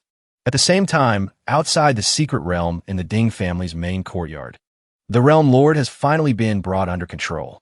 Ding Yi, level 42 and head of the Ding family, analyzes the recent battle. It was intentionally released by someone, but there's no sign of them now. Taking a risk this big, it can't have been just for a single piece of high-grade equipment. Just as he finishes his thought, he immediately ordered the guards. First, surround the house. Meanwhile, Ding Gak was deep in thought. That young lady agreed to come as a guest. I can't let her be disturbed for any reason. At the same time, Yin-che was still in the study, searching for his target. Nothing. Weren't there supposed to be a ton of them here? After a long moment, He made a decision and used his dematerialization technique. Yunche's power quickly enveloped the surface of the drawer below. This skill can dematerialize objects up to the size of a brick. Duration, 4 seconds. And in an instant, the drawer, which should have been locked tight, could be opened with ease. Yunche picked up the gold-covered book on top, surprised. A diary? He kept searching and found a slowing light skill book, which reduces enemy speed by 20% within a 20-meter radius. These are all high-quality skill books. Back at the inner gate of the Ding family courtyard, the guards were patrolling in formation. Hiding behind a tree, Xiaoji watched the entire scene unfold. Why are all the guards running this way? Do they spot us? Even with half his face covered, his panic was obvious. This is just too dangerous. More and more guards are coming. If Yun Che doesn't get out now, he won't have a chance to escape. Images of Xiao Li and Xiao Tao's fates flashed through Xiao Ji's mind. If I don't run now, and they find me, they'll just have another excuse. A childhood memory of escaping with Minyu surfaced. His mind raced. I should just leave quietly. He tried to convince himself. At least I'll be able to save myself. Otherwise, suddenly, Yunche's serious expression appeared in his mind. I can help you change, but you have to choose for yourself first. Those words ignited a fire in him, pushing Xiao Ji to do something bold. He took a deep breath and suddenly shouted. The sound immediately drew the attention of the Ding family guards. Over there, he took off running, trying to lead them away. Xiao Ji thought to himself, Yunqi, I'll draw them away. You absolutely cannot let them find you. Yunche was so moved by this that the corners of his mouth turned up into an unconscious smile. So, you managed to overcome your own fear and chose to fight, huh? He flew past the guards below, deliberately provoking them. The chain and the skill books are all with me. Come and get them if you've got the guts. Substitute. They immediately took off at top speed to catch Yunche. After him. Now. Slowing light activated. All enemy units within a 20-meter radius are slowed by 20%. Thanks to that, he was able to put a long distance between himself and the guards. Not only that, Yunche activated another skill, accelerating light, increasing the speed of all allied units within a 30-meter radius by 30%. Just then, Ding Gak realized something was wrong and quickly gave an order. Squads 2 and 3, get back here, reinforce, and protect the Secret Realm Lord. It looks like he's not trying to escape. He's heading for the Secret Realm. The sight left Xiao Ji so stunned that even his mask couldn't hide his bewilderment. Why did he lead everyone back in the other direction? Meanwhile, Yunche was analyzing the situation. Right now, all the guards have been drawn out. The Secret Realm Lord must have already been brought under control. Now, he reached the gate to the Secret Realm and entered without a moment's hesitation. If the Lord has been subdued, it must have gone through a massive battle. That means right now, the Lord's health is at its absolute lowest. A powerful magical aura began to radiate from Yunche, signaling his readiness for the upcoming fight. If I can kill it, I can upgrade the mirror world. At that moment, the air in the room was so still you could hear a pin drop.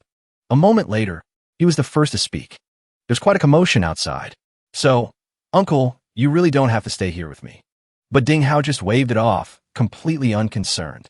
It's just some petty thief. Your elder uncle is handling it, so everything will be fine. Meanwhile, outside, Dingy was furious. Get out of my way. You're all too slow. Charge the Lord now. He commanded urgently as he rushed forward. Rangers and archers, you're with me. We're going after that intruder.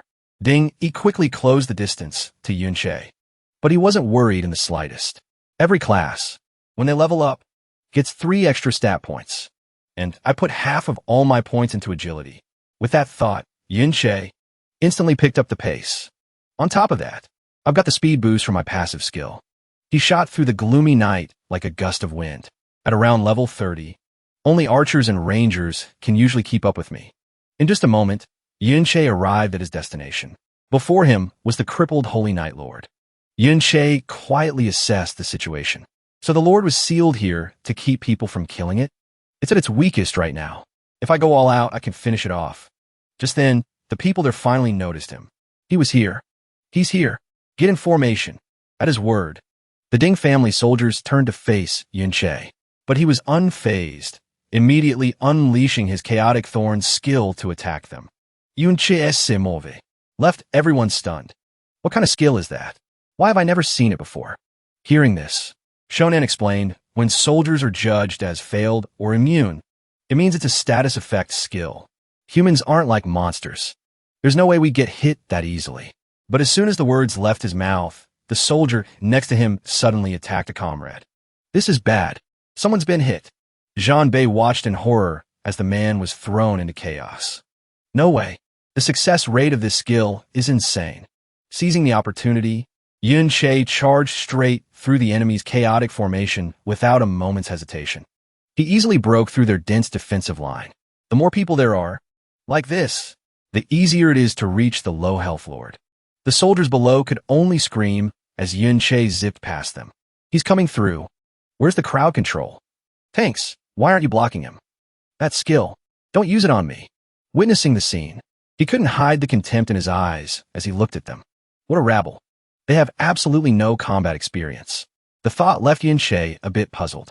Has it been peaceful for so long that they've forgotten how to fight? Among them, only Mushi remained calm. Hold the line. He's just one guy. He seemed incredibly confident as he continued to direct the soldiers to attack. Just surround him. He's finished for sure. Just as tensions were at their peak, Ding finally arrived. That's right. Hold him steady. He shot forward like an arrow. A set of armor materialized around his body. I'll deal with him myself. With an explosive aura, Ding unleashed his ultimate skill, Raging Flame Charge. Surprisingly, Yun Che met his gaze with a look that said, bring it on. Not only was he not afraid, he even let out a cold, contemptuous snort. Fine by me. Then, Yun Che made a bold decision. He would use the dueling chains for this fight. Although he had some reservations, in the end, he trusted himself. Even though my level isn't high enough to equip it, I can use it for more than just a stat boost. Besides, its durability is that of a level 60 item. And so, instead of dodging, Yun Che chose to meet Ding head-on, because he already had a clear plan in mind. I'll use this incredible impact force to break through the seal. In the very instant he began to fall, Yun Che had already figured out his next move. It's time, he shouted with excitement. Thanks for the push, old man. Only then did Ding realize the monumental mistake he had made. You dare, but it was too late for regrets. Yun Che decisively swung his sword, slashing straight at the sacred knight. The overlord's experience points are mine. A second later, the sacred knight was annihilated, its status panel replaced with 3 words, deceased. And with it came a system notification. Level up X3. Ultimate skill. Omni reversal plus 6,000 points. Mirror world experience is full.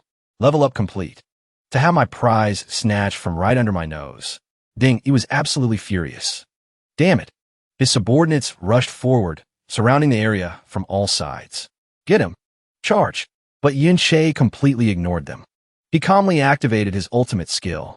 Just as Ding swung his blade, Yun Che's figure vanished without a trace.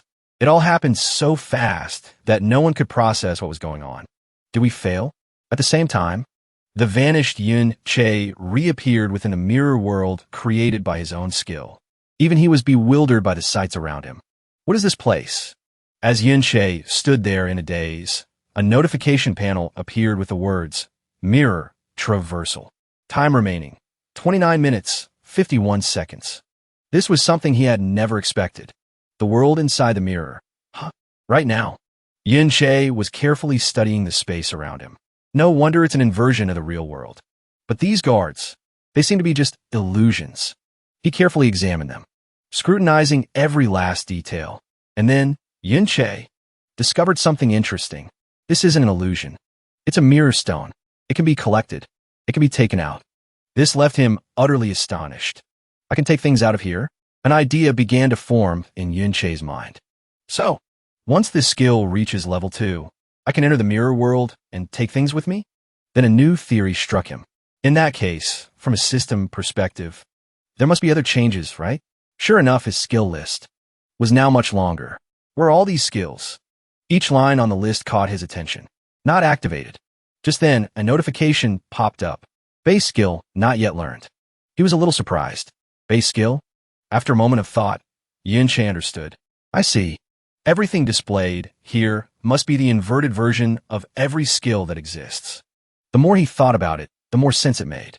I just need to learn the base skills in the real world, and then I'll be able to activate their counterparts here. So, the level 1 skill reversal is just a crippled preview of its level 2 functionality. Yin-Che's hand slowly slid down the list on the panel. It seems I can pick and choose powerful skill combinations to learn in advance. I'd better start planning out my long-term progression. Suddenly, a wave of danger washed over him. It made him jolt back. When he saw what was in the distance, Yin-Che froze completely. Souls! He couldn't believe his eyes. Other souls can exist in here, too. While Yin-Che was lost in thought, a skeletal spirit suddenly charged at him. Without a moment's hesitation, he raised his blade. So, you've become a skeletal spirit, have you? With just a few simple moves? Yin-Che subdued it. He dealt with the skeletal spirit without breaking a sweat. Seems like it wasn't very strong. The next second, a notification panel appeared with the word, Pact. Undead spirit. Pact. Yin-Che felt a growing surge of pleasant surprises. After defeating the undead, he could then collect them as summoned creatures and even bring them out of this realm. This was something he'd never even considered. It wasn't just the stone. It seems the level 2 mirror world can bring items from here, even the undead, and transport them to reality. Yin-Che marveled silently to himself. How truly fascinating. In stark contrast to his relaxed demeanor, the atmosphere outside was thick with tension. The mystic realm vanished. Why hasn't that guy reappeared yet? Everyone was in an uproar. How could he just vanish into thin air? Is this some kind of hidden skill from a vagrant? Hearing this, Lao Su immediately countered. Impossible. Our hidden skills.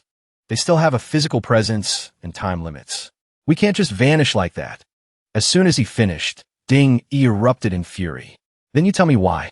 Why, with so many of us here, did you let him slip away? He was completely beside himself with rage. If we don't find him, you'll compensate me for this mystic realm yourself. Just as Ding Yi's patience wore thin, Yin-Che suddenly reappeared. In that instant, all the clamor abruptly ceased. He hadn't expected to be back so soon himself. Was the Mirror Realm's time limit up already? Do I return to where I entered when I exit? Or are there other conditions involved? His momentary confusion lasted but a second. Then Ding Yi roared, filled with renewed excitement. Attack! Meanwhile, Yin-Che seemed more at ease than ever before. Not so fast. After being cornered for so long, I should offer a little thank you gift, shouldn't I? The moment he finished speaking, countless skeletal spirits materialized and charged forward in unison.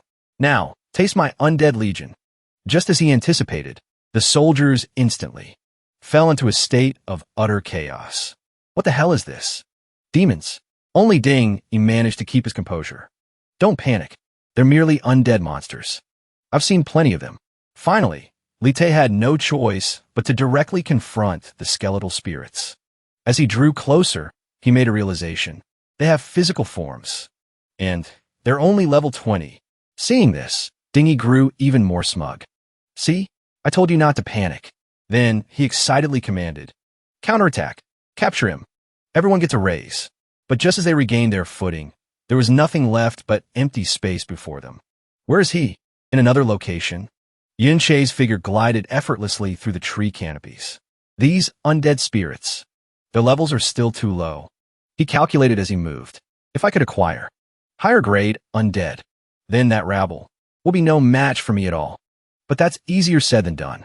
Still, of the undead I can find in here, the 20 strongest ones, I've already contracted all of them. And the mirror world has a search boundary. Yin-Che recalled the notification. You have reached the search boundary. After entering the mirror world, you can only operate within a 200 m radius. Finally, he made a decision. I need to make time to explore other parts of the mirror world, to see if I can find any higher grade undead. While still on the move, a sight caught Yin-Che's eye. It turned out Lai Tian had cornered Xiao Ji. You thought you could escape, huh? Did you really think I'd miss you? Gotcha. Wonder what kind of reward I'll get for this. But before he could savor his triumph, a single move from Yin-Che sent him flying. Upon seeing him, Xiao Ji's eyes immediately widened in surprise. He was about to speak, but Yin-Che mercilessly dragged him away. Let's go. From the looks of it, they're in total chaos. Yun-Che felt a flicker of anticipation. We should head back, too. Time to check our haul. Amidst a chaotic battlefield thick with death energy, a legion of the undead clashed relentlessly with the Ding family's men. A soldier charged forward. His weapon was a blur of cold steel as it slammed into the skeleton before him. The system immediately confirmed the target's death. He shoved the pile of bones aside with his sword and grumbled. These damn things. They're not that strong. But to his horror, the skeleton reassembled its bony frame, rising as if it had never been struck down. How the hell is it getting back up after I killed it?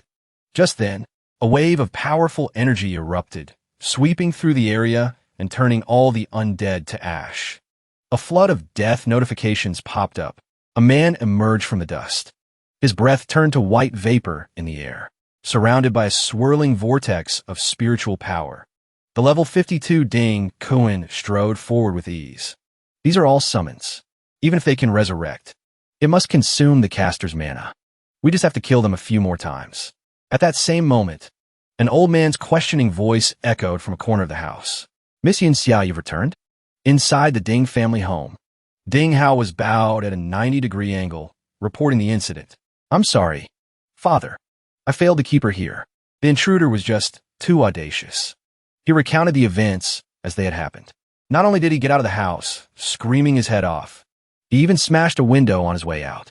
Hearing this, the level 57 Ding Dan's brows furrowed, and he let out a cold, reproachful snort. An intruder actually made it inside the house. You failed to catch him, and you don't even know what he looks like? Is this how you handle things? Faced with a cold reprimand, Ding Hao could only bow his head even lower, not daring to utter a single word of excuse. I was negligent. But then, he looked up, his expression relaxing slightly as he delivered his next report, hoping to salvage the situation. However, Miss Yin-Xia has agreed to go to the heroic mystic realm. At least, there won't be any issues with the Azar situation. However, the report did nothing to ease the stern expression on Ding Dan's face. Find out who he is, and make sure he is eliminated. Then he turned and gave another order. Go and see what else was stolen. Meanwhile, Yun-Che tightly gripped a card with the serial number CBE 321133. Now that he had escaped safely, he was lost in thought. I've got the pass, but I still need someone who can get me into the heroic mystic realm. He then pulled up his status window to take a look, but that can wait. I hit level 20 during that little visit to the Ding family. His eyes scanned over his spoils as he mused to himself. The avian bone ring is basically ruined, but I did manage to grab over a dozen books. The skills from his private collection. Yun-Che then pulled a green book from his storage space. Enchanter is a support skill. His gaze fell on the battle chant skill he'd already learned, which boosted his critical stats. But if I reverse it, I can use it to supplement my own attributes. When reversed, Shield Chant increases defense by 30% while lowering other stats. The thought intrigued Yun-Che as he began to learn it. Strategic Boost adds 3 points to strength. When the time comes, I can rely on my own base stats to completely crush those support types. Not to mention, he'd also acquired armor. The level 30 Corrupted Counselor's armor with its high defense. Plus, that lead soldier dropped a piece of equipment earlier. It might be useful later. Yun-Che's expression suddenly grew serious as he considered the next problem. And most importantly, I've leveled up the mirror world to level 2. The undead summons I've captured have significantly increased my combat power.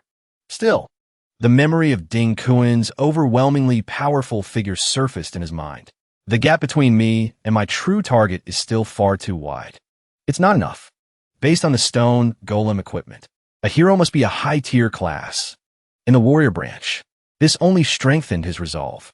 I need an undead contract of an equivalent rank, and I have to get over level 50 if I even hope to kill him. While he was lost in thought, Xiao Ji spoke up. Yun-Che, they're not going to follow us, are they? Hearing this, Yun-Che simply tilted his head, glanced over, and reassured him in a firm tone. Relax. I've already lost them, and they didn't see our faces. We're fine. Despite his words, he could see the boy's expression didn't relax in the slightest. He just gave a perfunctory nod and fell silent. It only made him understand more. Still feeling uneasy, huh? It's tough for a kid his age. With that, Yun-Che spoke up. Xiao Ji. Then, As if pondering something, he continued. Are there any secret realms nearby where a powerful expert has died? The boy repeated the question, puzzled. A secret realm? Where an expert died? Yunche nodded. I need a secret realm to level up.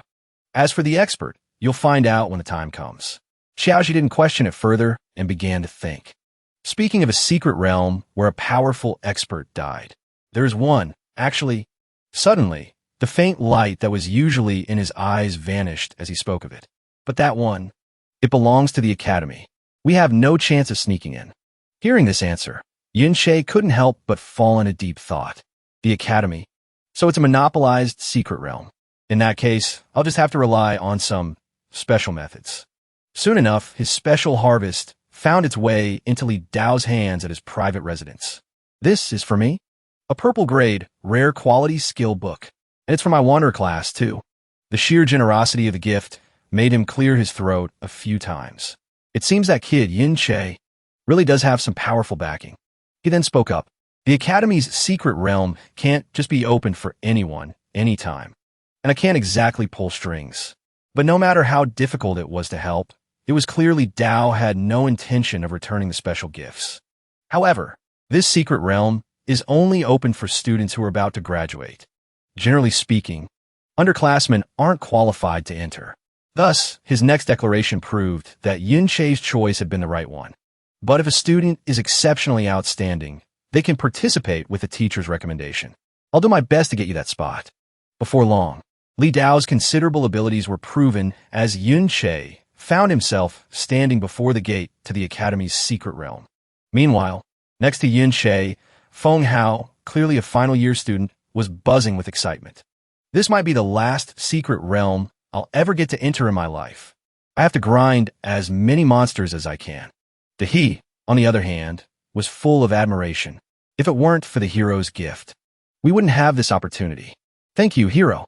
In stark contrast to the excitement of those around him, only Yunche sensed a strangeness that no one else could. This secret realm, something's wrong. At that moment, Li Dao began his introduction. This is the hero's secret realm, gifted to our academy by the hero himself. Legend has it, the hero once fought a great battle within these grounds. You might still find traces of it inside. Elsewhere in the group, Yunche wasn't the only one feeling uneasy. Xiaoxi had also been brought along by the professor. The look on his face was anything but good, because Xiaoxi knew exactly what had happened here. The hero's secret realm. Isn't this the place where the hero bravely struck down the traitor, Qiaowen? He instinctively glanced at the steady shoulders of the person in front of him. Should I tell Yunche? At the same time, Li Dao, showing his commitment to seeing things through, pulled one of his own students forward. But the level of this secret realm is very high. You all need to be mindful of your own limits. Xiaoxia, you lead everyone, okay? Of course, the young man grunted, clearly unwilling. Then how am I supposed to level up? The professor paid him no mind, pushing Xiaoxia toward the gate. All right. Stop complaining. The realm is open. Get moving. But the young man was still not satisfied. Underclassmen are here, too. Xiaoxia continued to grumble in frustration. What a pain. Now I have to carry 2 deadweights. A dark, resentful aura radiated from him, so thick it filled the entire area. Once you're inside, stay the hell out of my way. Otherwise, you're dead. I don't care. Of course, Yunche paid no mind to a loudmouth like Xiaoxia. A level 20 to 40 secret realm. Why is there? His eyes narrowed at what he was sensing so clearly. This feeling of danger? Yunche quietly followed the group. They entered the heroic secret realm.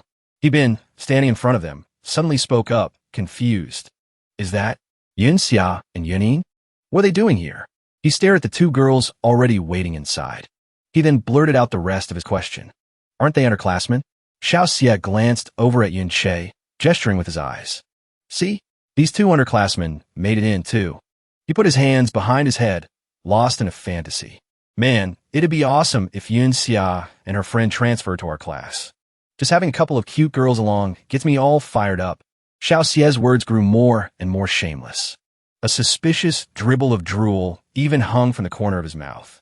And we could even, beside him, Bin cut in with a low voice. Get your head out of the clouds. They're both at stage 30 of the awakening tier. If anything, We be the ones asking them for help. He paused for a moment, then delivered the final blow. Besides, they're way out of your league. Xiao Xie's face fell, and he waved his hand dismissively as if shooing a fly. Yeah, I know. I was just saying. Before he could finish his sentence, his eyes suddenly lit up. Xiao Xie let out a confused huh. The two girls he had just been talking about were walking toward them. He quickly stammered out a greeting. Yun Xia. Hey. But she walked right past him, heading toward Yun Che. This isn't how this was supposed to go. Who is she? Yun Che's mind flashed back to yesterday. The more I think about it, the less sense it makes. She's a guest of the Ding family. An important one, at that. So why is she coming to me? While he was still trying to figure it out, did she know this body's original owner? Is she here to stand up for Ding Su? Yun Xia took the initiative and greeted him warmly. I saw you at the museum yesterday. You got some impressive moves, and your voice is very distinctive.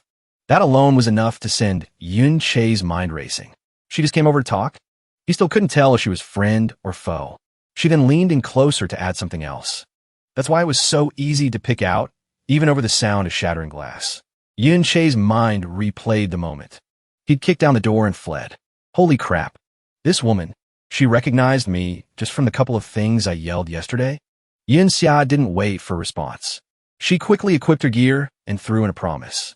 Well, now that greetings are out of the way, let's leave it at that for today. She and Yunin swapped their uniforms for combat gear, adding one last thing. We're going to scout ahead. Yun Che was left bewildered by her cryptic words. She recognized me, but didn't expose me. Instead, she chose to tell me like this. Is she warning me? But thanks to her, his guard was now raised even higher. That's right. That bastard Ding Su probably recognized our voices too. Yun Che stroked his chin, his mind working furiously. But as long as the Ding family doesn't come after me right away, I'll be fine. With how fast I'm leveling up, I won't have to worry about them for much longer. He watched the two girls retreating backs and silently made a decision. She was trying to do me a favor, so I should return it. Yun Che spoke for the first time since they had entered. You two should be careful. There's a dangerous aura in this secret realm. The pair of beauties both turned, listening intently to his analysis. Now that you mention it, this place does feel a little off, but at our level, it shouldn't be too much of a problem. Before he could finish, Yun Xia suddenly cut him off. Thanks for the warning. The crowd of onlookers was completely stunned. Is that really Yun Xia? Isn't she supposed to be an ice queen? Why is she talking to him like that? Linda couldn't resist walking over to question Yun Che. Hey, how do you know Yun Xia? Dong Hai chimed in, curious. Are you two close? Huang Lin eagerly jumped in. Yeah, can you introduce us? He waved a hand, declining to answer while subtly changing the subject. Sorry, we should get going. Though their prying failed, they were kind enough to offer a warning. Wait, you're planning on going in alone? The weakest monsters in there are at least level 20. You two are just underclassmen. Even one of the small fry would be more than enough to take you out. Xiao Xie suddenly cut through the noise, silencing them. Let them go. He shrewdly laid it out for the others. If he's on good terms with Yun Xia, then his level can't be that low. Lena summoned her courage to remind him. But Teacher Lee told us to look after him. How could his level possibly be? Xiao Xie lost his patience. He snapped. Don't forget why we're really here. The fewer people who know about this place, the better. He calmly laid out his cold-blooded plan.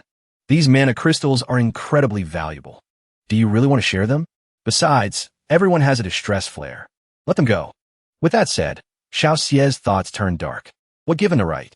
Some random nobody gets to hang out with Yun Xia? He shot a venomous glare in Yun Che's direction. Then he muttered to himself, if you're that ignorant of your own limits, you deserve to die. Outside the entrance to the mystic realm, Ding Su was sprinting toward Li Dao. The moment he saw the boy, the old man's eyes crinkled into a smile. You must be Ding Su, right? What brings you here? Ding Su stared straight at him, his voice low and demanding. A team just went inside, didn't they? Li Dao stammered. He admitted. Yes, they did. What do you want? Ding Su's face was an icy mask. He snarled, spitting out two names. Yunke, Xiaoji. Ding Hao's dismissive words were still seared into his mind. Don't use getting beat up at the museum as an excuse to pin this on them. I don't have time to deal with your petty crap right now. But back then, Ding Su had insisted desperately. They were the intruders. I'm telling the truth. I recognized their voices. Ding Kuan immediately sided with his brother. Come on, Sue. The intruders managed to escape from me and a dozen guards. You think a couple of students could pull that off? Ding Kuan also chimed in. At the very least, you need to prove those two are stronger than our guards. Otherwise, there's no way I can make a case for you. After listening to his sons, Ding Dan spoke. He lowered his voice, shooing his nephew away. That's enough. We're discussing important business. Don't bother us. Carrying that festering resentment. Ding Su grabbed Li Dao by the collar and roared. Yin Che and Xiao Ji went in there too, didn't they? This mystic realm. I'm going in too. Meanwhile, inside the school's mystic realm, a barrage of sharp energy blasts shot out, slamming directly into the pack of crystal fiends, combined with the razor-sharp, resentful bone blade from his chimera armament. Yin Che easily dispatched them, but before he could even catch his breath, the crystal eye beside them began casting a spell, firing off a blast of magic. As it unleashed a volley of light beams to annihilate the prey at its feet, Yin Che activated his heightened reflexes, dodging with ease. But it wasn't over yet. He yelled to his teammate behind him. Xiaoji. Xiaoji instantly understood and cast his own spell. Aegis Shield. A protective barrier immediately materialized, granting the target a liquid shield with 500 durability and 700 defense. Next, he also used Rallying Cry. The buff boosted Yin Che's attack power and speed. And thanks to this combination of skills, Yin Che's footwork was so nimble the eyeball fiend couldn't even track him. It was so careless that it never even noticed him preparing an attack on its exposed back. A single strike from his deceitful blade, its attack power boosted by 70%, came crashing down. That alone was enough to seal its fate. At the same time, a notification popped up. You have leveled up. Yin Che had officially reached level 21. Even Xiao Ji, who had been buffing him from the sidelines, leached enough experience to hit level 11. Another level. With the battle over, he paused to inspect the loot. Among the skill books he got from Ding earlier, 2 of them, Surrounding Shield and Rallying Cry, happened to be practical skills that Xiao Ji could learn. Yin Che mulled over their current situation. The monsters here are a bit high level, but with Xiao Ji's help, things should be a lot easier. The 2 of them stood in silence, observing the brilliant yet perilous landscape before them. According to that professor, there's a very rare type of monster in this secret realm called a stone rock fiend. Yin Che's thoughts slowly turned over the calculations in his mind. When you kill one, there's a chance it'll drop a support-type skill called Gravity Pull. His plan was gradually taking shape. Good thing I read through the list from the Mirror World. That's how I decided which skills I should learn. It's not just stone rock fiends, they're also undead spirits. Yin Che's sharp eyes scanned every corner of the area. I wonder where the powerful experts died in this secret realm. Their souls should be floating around near the places they fell, just as he was holding out hope, hoping he could find a few high-level ones. Yin Che's eyes suddenly shot wide open. A violent tremor shook the ground up ahead. With his keen senses, he had already spotted a group of elite stone rock fiends whose aura was on a completely different level from the monsters they had just killed. Are those? Now, not one, but a whole pack of stone rock fiends were gathered, protecting something in the center of the Valley of Crystal Pillars. It seems their perception is pretty low, since they haven't noticed the 2 of us just a short distance away. He was still completely taken aback by the presence of this species. Why are so many elite-level stone rock fiends gathered here? His brow furrowed tightly. He realized something was different. Moreover, they've moved at least 1,000 meters. They've gone way beyond a monster's normal range of activity. They become wanderers. Wanderer is a general term for rare monsters in secret realms. These are creatures that never stay in one place for too long. They roam all over the secret realm and possess power far greater than that of ordinary monsters. The grudgebone blade in Yin Che's hand began to radiate a powerful energy. In the beginning, before humans had professions and powers, every encounter with a wanderer ended in a bloodbath. Their abilities far exceeded humanity's expectations. Those wanderers could even stray outside the secret realms, leading to countless disasters that rained down on the people living nearby. They were forced to live in misery and despair. However, the danger of being torn apart by these monsters was matched by the potential rewards. If one was strong enough to defeat them, The experience and items they dropped were vastly superior to those of common mobs.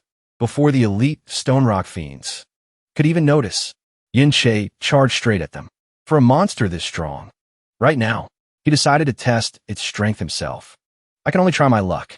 Although Yin-Che's surprise attack dealt significant damage, the monster instantly healed for 20 HP. It has a continuous healing skill, just as the pack of Stone Rock Fiends prepared to unleash a volley of magic. A second later, beams of light erupted, weaving together like a fishing net intent on capturing him. Indeed, the current Yin-Che was outmatched, and he froze for a few seconds. Their attacks are so fast, and there are so many of them. The wounds on his body multiplied, pushing Yin-Che into a state of panic and urgency. At this rate, even with my speed, I can't dodge them all. He glanced at his health bar, 242 out of 720. Cold sweat trickled down his forehead. My health and defense are too low. If it weren't for Qiao Ji's shield, I'd be seriously wounded by now. But he still had 52 mana points left. He seized the moment to summon the undead spirits he had captured a few days ago. Countless skeleton spirits formed an extra layer of defense. But the situation didn't look good. This isn't working. Even the undead can't hold them back. Finally, using his minions to draw the Stone Rock Fiend's attention, Yin-Che took the opportunity to retreat. Luckily, their movement speed is still pretty slow. This is critical. It's enough to make all my worries bubble to the surface. Like my health and defense. They can't be raised in a short amount of time. Drawing on his wealth of experience, he quickly came up with a plan. If we want to beat these monsters, our only hope is Qiao Ji.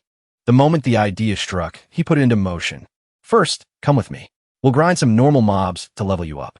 In an area swarming with low-level monsters, specifically sprites, Yin-Che stood back, observing Qiao Ji handle them on his own. From that vantage point earlier, I spotted plenty of monster locations. Perfect. I can use them to power level him. To him, Qiao Ji's importance was immense. In team battles, the shield bearer is the essential, indispensable first line of defense. As if to prove Yin-Che's point, Yin-Xia's group was continuously unleashing long-range skills from a distance. And the other classes could hide behind the shield bearer to better protect themselves. He recalled the conversation he'd had about skills and leveling up with Qiao Ji. From that point on, he'd focused all his attribute points on defense. Combined with the protective helmet I snagged from the Ding family guards. Even though Qiao Ji couldn't kill the sprite, he could still withstand its assault. At the very least, he now has the core defensive capability of Shield Bearer. He can now block an attack from a monster. At level 20, of course, Yin-Che wasn't going to let him fend for himself completely. Lower your stance. Plant your feet. He then enunciated each word with perfect clarity, giving just the right amount of instruction. Now, aim your shield and charge toward it. As expected of someone with natural talent being tutored directly. Seeing the result, Qiao Ji was ecstatic. Its durability dropped a bit more. Unfortunately, his joy was short-lived. His momentary distraction cost him, and just as Yin-Che yelled, his health bar took a hit. Watch your back. Luckily for Qiao Ji, a master like Yin-Che was there to dash in and help. He was saved from the brink of death, and Yin-Che used the opportunity to teach him another practical lesson. You must always be ready for the enemy's next move, and you don't need to make big movements. His tone was stern when discussing such critical matters. Leave yourself room to deal with the next attack. Stay alert at all times, but keep your body relaxed. Only tense up the moment you defend. Without giving Qiao Ji a moment to breathe, Yin-Che urged him on in a low voice. Again, he even added a firm guarantee. How about your back? As a shield bearer, you have to stay aware of your teammates' movements behind you. With that level of trust placed in him, Qiao Ji's long-lost confidence came flooding back. He was filled with such high hopes for himself that a grin spread across his face with Yin-Che's every word. Remember, in any situation, when the difference in power isn't too great, skill is what decides victory or defeat. After slaughtering a horde of low-level monsters, the two of them stood strong amidst the corpses. He's leveled up. Yin-Che's eyes now held a look of satisfaction as he gazed at his old comrade's nephew. Now he can confidently face enemies head-on. Because of that, he got a larger share of the experience points. Qiao Ji was absolutely thrilled as he looked at his character stats. I hit level 15. He then pulled out a book. The rare quality Aegis Armor skill book. I can finally learn this. Watching him successfully absorb it, Yin-Che thought to himself, that skill book I happened to grab from the Ding family was the last piece Xiao Ji needed. Observe, Xiao Ji's shield wall and bone spirit were now reinforced after he learned the new ability. It added an outer layer of armor to the shield he summoned. With this new armor backing him up, his defense stat soared. Finally, Yin-Che decided to return to their original objective, the brilliant stones in the Star Pillar Valley. This should be enough to deal with those elite vagrants. At the same time, a certain trio was quietly making their own assessment. Whoa, look at all the elite-level vagrants here. They were none other than Zhuang Zhong, Lu Lai, and Lei Yin from the professor's team, with Lu Lai speaking up. Where the hell did they all come from? This is way too dangerous for the students. We need to take care of this now. Lei Yin, standing beside them, was already breaking out in a sweat looking at such a formidable army. We can handle normal level 30 monsters, sure, but dealing with these elite-level vagrants is a whole different story. Suddenly, in the distance, a flare shot into the sky, catching their attention. That's a student's distress signal. His brow furrowed as he gave the order. It's coming from over there. We need to save the students on that side first. But he seemed to hesitate. These wanderers over here are dangerous, too. If one of the students runs into them by mistake. He had been silent until now. The one in charge finally spoke, his voice firm. That's right. Just to be safe. I think it's better if I stay behind. With a crackle of resolve, Lei Lai made the call. All right, Olbai will stay here. If anything happens. But before he could finish, Yin-Che suddenly cut in. How about you let us students keep watch? That distress signal. It must mean they've run into wanderers, too. It'll be too much for just the two of you to handle the rescue. His words left the man a little stunned. You kids. He pressed on, explaining his reasoning. These wanderers aren't very fast. Besides, they haven't even noticed us. Yin-Che promised with a look of pure determination. His gaze was resolute. So as long as we watch from a distance, nothing will happen. You teachers can go without worry. Time was of the essence, and a crisis waits for no one. The professors, led by Lei Lai, had no choice but to agree. But those monsters are extremely, extremely dangerous. You absolutely cannot act on your own. You hear me? Before leaving, he made sure to emphasize every single word. You have to hide well. If you get spotted, there's absolutely no way you'll be able to escape. A dangerous smile crept onto Yin-Che's face. It's more like they're the ones who won't be escaping. Lei Lai's group had shouted as they fled. Hide well. If you get spotted, you won't be able to escape. As he fought, Yin-Che's sword never stopped moving. He silently corrected the man in his head. No, they're the ones who can't escape. As he focused on the slaughter, a flash of magical energy flared up behind him. Xiao Ji was completely focused. He loudly chanted the incantations for 2 spells at once. Aegis Circle. Shield. This was the opening Yin-Che was waiting for. With a single swing, he sent the dry bone spirit to meet its maker. The force of his sword art crushed its brittle bones to dust. The nearby rock fiend couldn't avoid getting caught in the crossfire. Its sturdy body received a few bonus slashes for its trouble. Once his sculpting was done, Yin-Che leaped down, leaving the dismembered opponent in his wake. He glanced at the rock fiend's health bar. Still 328 HP left. Calculating, he quickly flipped back around. Just a little more. Yin-Che decisively split it in 2 from head to toe. Finally, the crimson deceased notification flashed before his eyes. He didn't even spare a glance for the loot. Calmly, he moved on to the next target. Dealing with these wanderers. I'm getting used to this. Yin-Che weaved through the undead, then vaulted into the air. A flicker of emotion stirred within him. Still, this is a far cry from my past life. He relentlessly carved his way through the horde of monsters, silently critiquing himself. Even though I can boost my damage by combining my attacks with the inversion skill. As he successfully took down another target, a new desire surfaced in Yin-Che's heart. My base damage is still way too low. If only I could increase my attack power. His face remained impassive as he read the system notification. Enemy eliminated. Leveled up. Yin-Che looked down as prompted. 10 gold. Item drop. He couldn't help but feel a little impressed. Level up again. As expected, rare, elite-grade monsters give a ton of experience. He moved nimbly through the ruins of his own making. Item acquired. The moment he confirmed it, Yin Che's eyes suddenly lit up. He couldn't tear his gaze away from the crystal longsword, which boosted attack power by 552. An idea sparked in his mind. A high-damage weapon. For the first time, a satisfied smile appeared on Yin Che's face as he admired the sweet new gear. The gears in his mind were turning furiously. This is just what I need to make up for my low base damage. He gave his new toy a few test swings. A rough plan began to form in his mind. The next fight is going to be a lot easier. But still, a hint of disappointment lingered in his eyes. Yin Che couldn't help but feel a little let down. It just wasn't the skill book I was hoping for. Vortex pull. Guess the drop rate is super low. Just then, the sound of a flare exploding in the sky shattered his train of thought. If I get lucky and run into more of those rogue monsters. Then, an image of Lei Lai running for his life flashed through his mind, leaving him even more bewildered. Wait, isn't that where the distress signal just came from?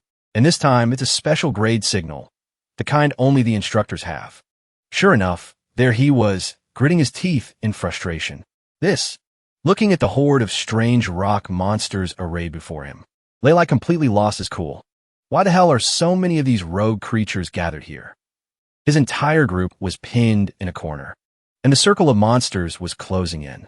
Observing from above, Yin Sha voiced her own confusion. So many monsters gathered in one place. What on earth happened here? Zhuang Zhengshu admitted frankly. I don't know. We just followed the signal. He pointed down at the corner group and offered his theory. The signal came from inside that cave. They must be trapped. From the group, whose lives were hanging by a thread, someone finally shouted out. We were trying to rescue someone, but there are just too many of them. Even our instructor couldn't break through. With a look of desperation, he pleaded in a low voice. Please, if you can help us, we'd be so grateful. Yun Sha calmly gathered energy in her hands and declared, it's the least we can do. She then focused her full power on the task at hand. Golden energy from her secret art, Star Evolution, illuminated a portion of the mystic realm. Star Evolution. Activated. +2 spirit power. +20% damage. The people below erupted in excitement. Whoa, that skill's effect is incredible. It has to be. Epic grade, at least. But she wasn't done yet. Yin Sha followed up with Gravity Crush. Instantly, the surrounding earth and rock were sent flying everywhere. Yin dashed in, coordinating with a swift shadow strike. Before long, the rock monsters were all wiped out. Standing a short distance away, Yin Che listened to the crowd's awestruck murmurs. So strong. We're going to be saved. That's Yin Sha and Yin for you. It's not just their gear. Their skills are top tier, too. The sight put his mind at ease. Looks like even without me, they'll be just fine here. But while everyone else was celebrating their narrow escape from disaster, Yin Che's mind was already elsewhere. I wonder what's going on inside that cave. What could have drawn so many of these rogue creatures to one spot? With a long stride, he leapt down into the fray. He left Jiuji with a quick command. I'm going to do some recon. You stay here with the others. Yin Che cautiously activated his skill, Mirror Walk. The moment he entered, a countdown began. Time remaining, 29:59. He murmured to himself as he carefully scouted the area. This whole place is crystalline, like a hall of mirrors. I can enter the mirror world from anywhere. But a familiar question resurfaced in Yun Che's mind. It's just that the mechanism for returning to the real world is still unclear. After Mirror Walk timed out at the Ding residence yesterday, I wasn't able to get back in. He passed right through a group of spirits before coming to a slow halt. Yunke locked his gaze on the figure up ahead. He couldn't shake his confusion. Why do people have mirror images, but the monsters don't? He glanced at the corpse of a rock monster on the ground. His thoughts were a tangled mess. But the corpse is real. It's physically here.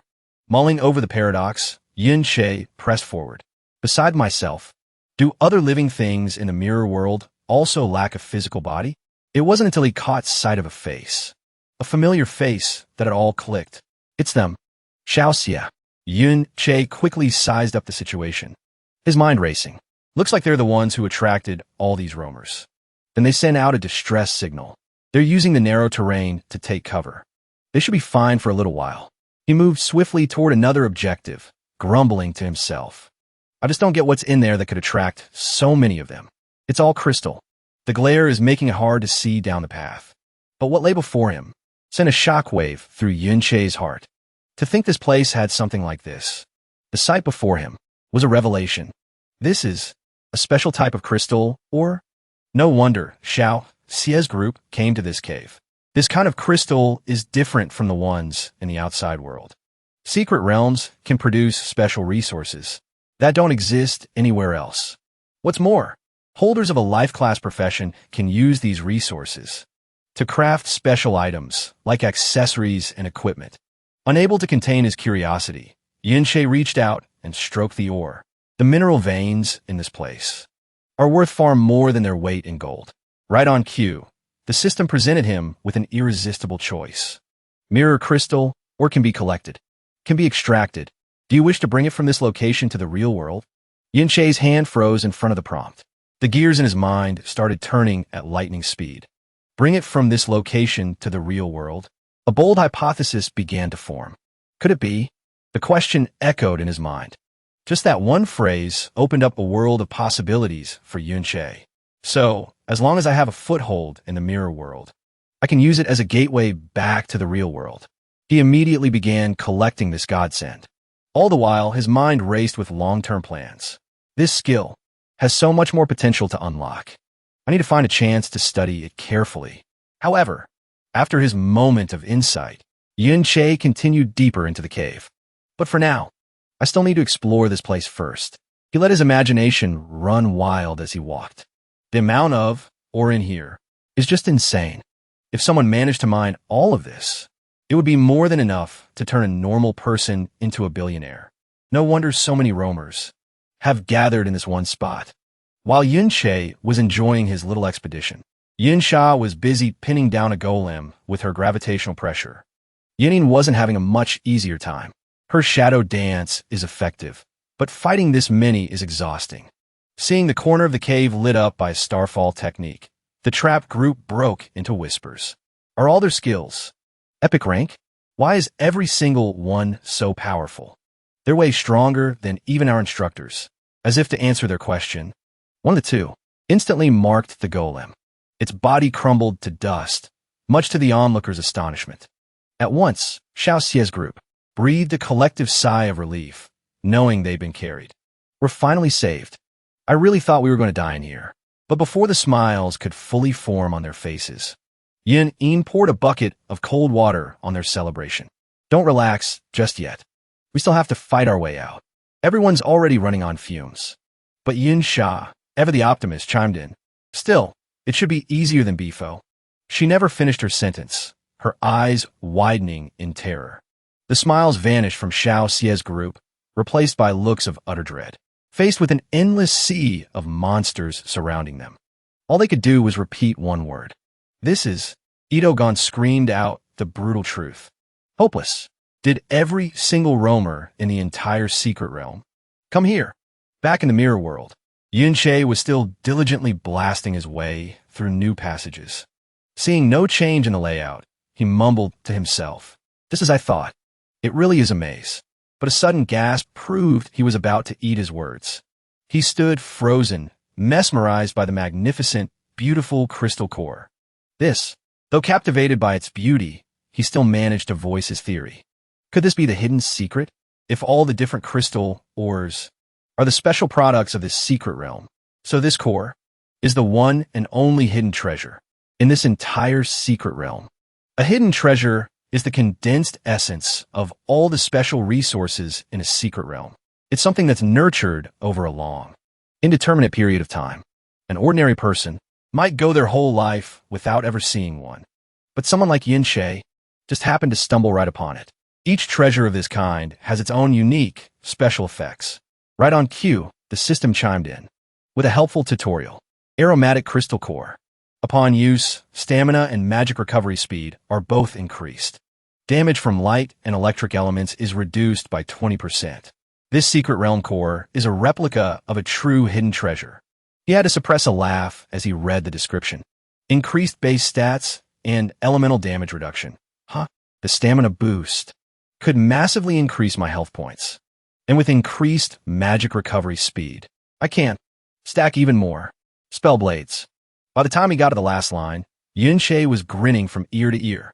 But what's even more important is the 20% damage reduction from light and electric elements. Percentage-based damage reduction is incredibly rare. You'd be lucky to see stats like that even on top-tier equipment. And those take up an equipment slot. But his excitement didn't last long. Yunche quickly regained his usual composure.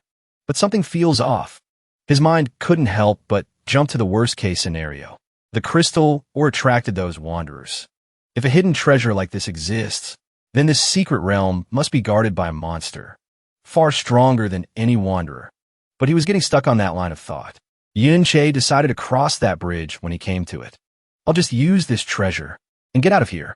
And yet, when he chose the option to decline collecting it, the system threw him a huge curveball. Using this item or taking it outside will consume the remaining 10 minutes of your mirror walk. Do you wish to proceed? It was unclear if Yunche's choice would lead to a breakthrough or a dead end. But back in the real world, the group was definitely not having an easy time. Even Yunxia and the others were frozen stiff. The cliff face before them was rumbling violently. A colossal gemstone golem had finally awakened. Their despairing screams followed. That's the Wanderer Overlord. It's the boss. A Vagrant Lord is a rare, hidden boss, separate from the Secret Realm's official lord. Its power far exceeds that of a normal one. It's way beyond anything the teachers or students can handle. The group cowered behind the golden shield, their voices trembling. Aren't Vagrant Lords only supposed to appear in college level? Secret Realms. Everyone's faces turned pale as they imagined the worst. This secret realm? How could a monster like this even exist here? At this rate, we're all going to die here.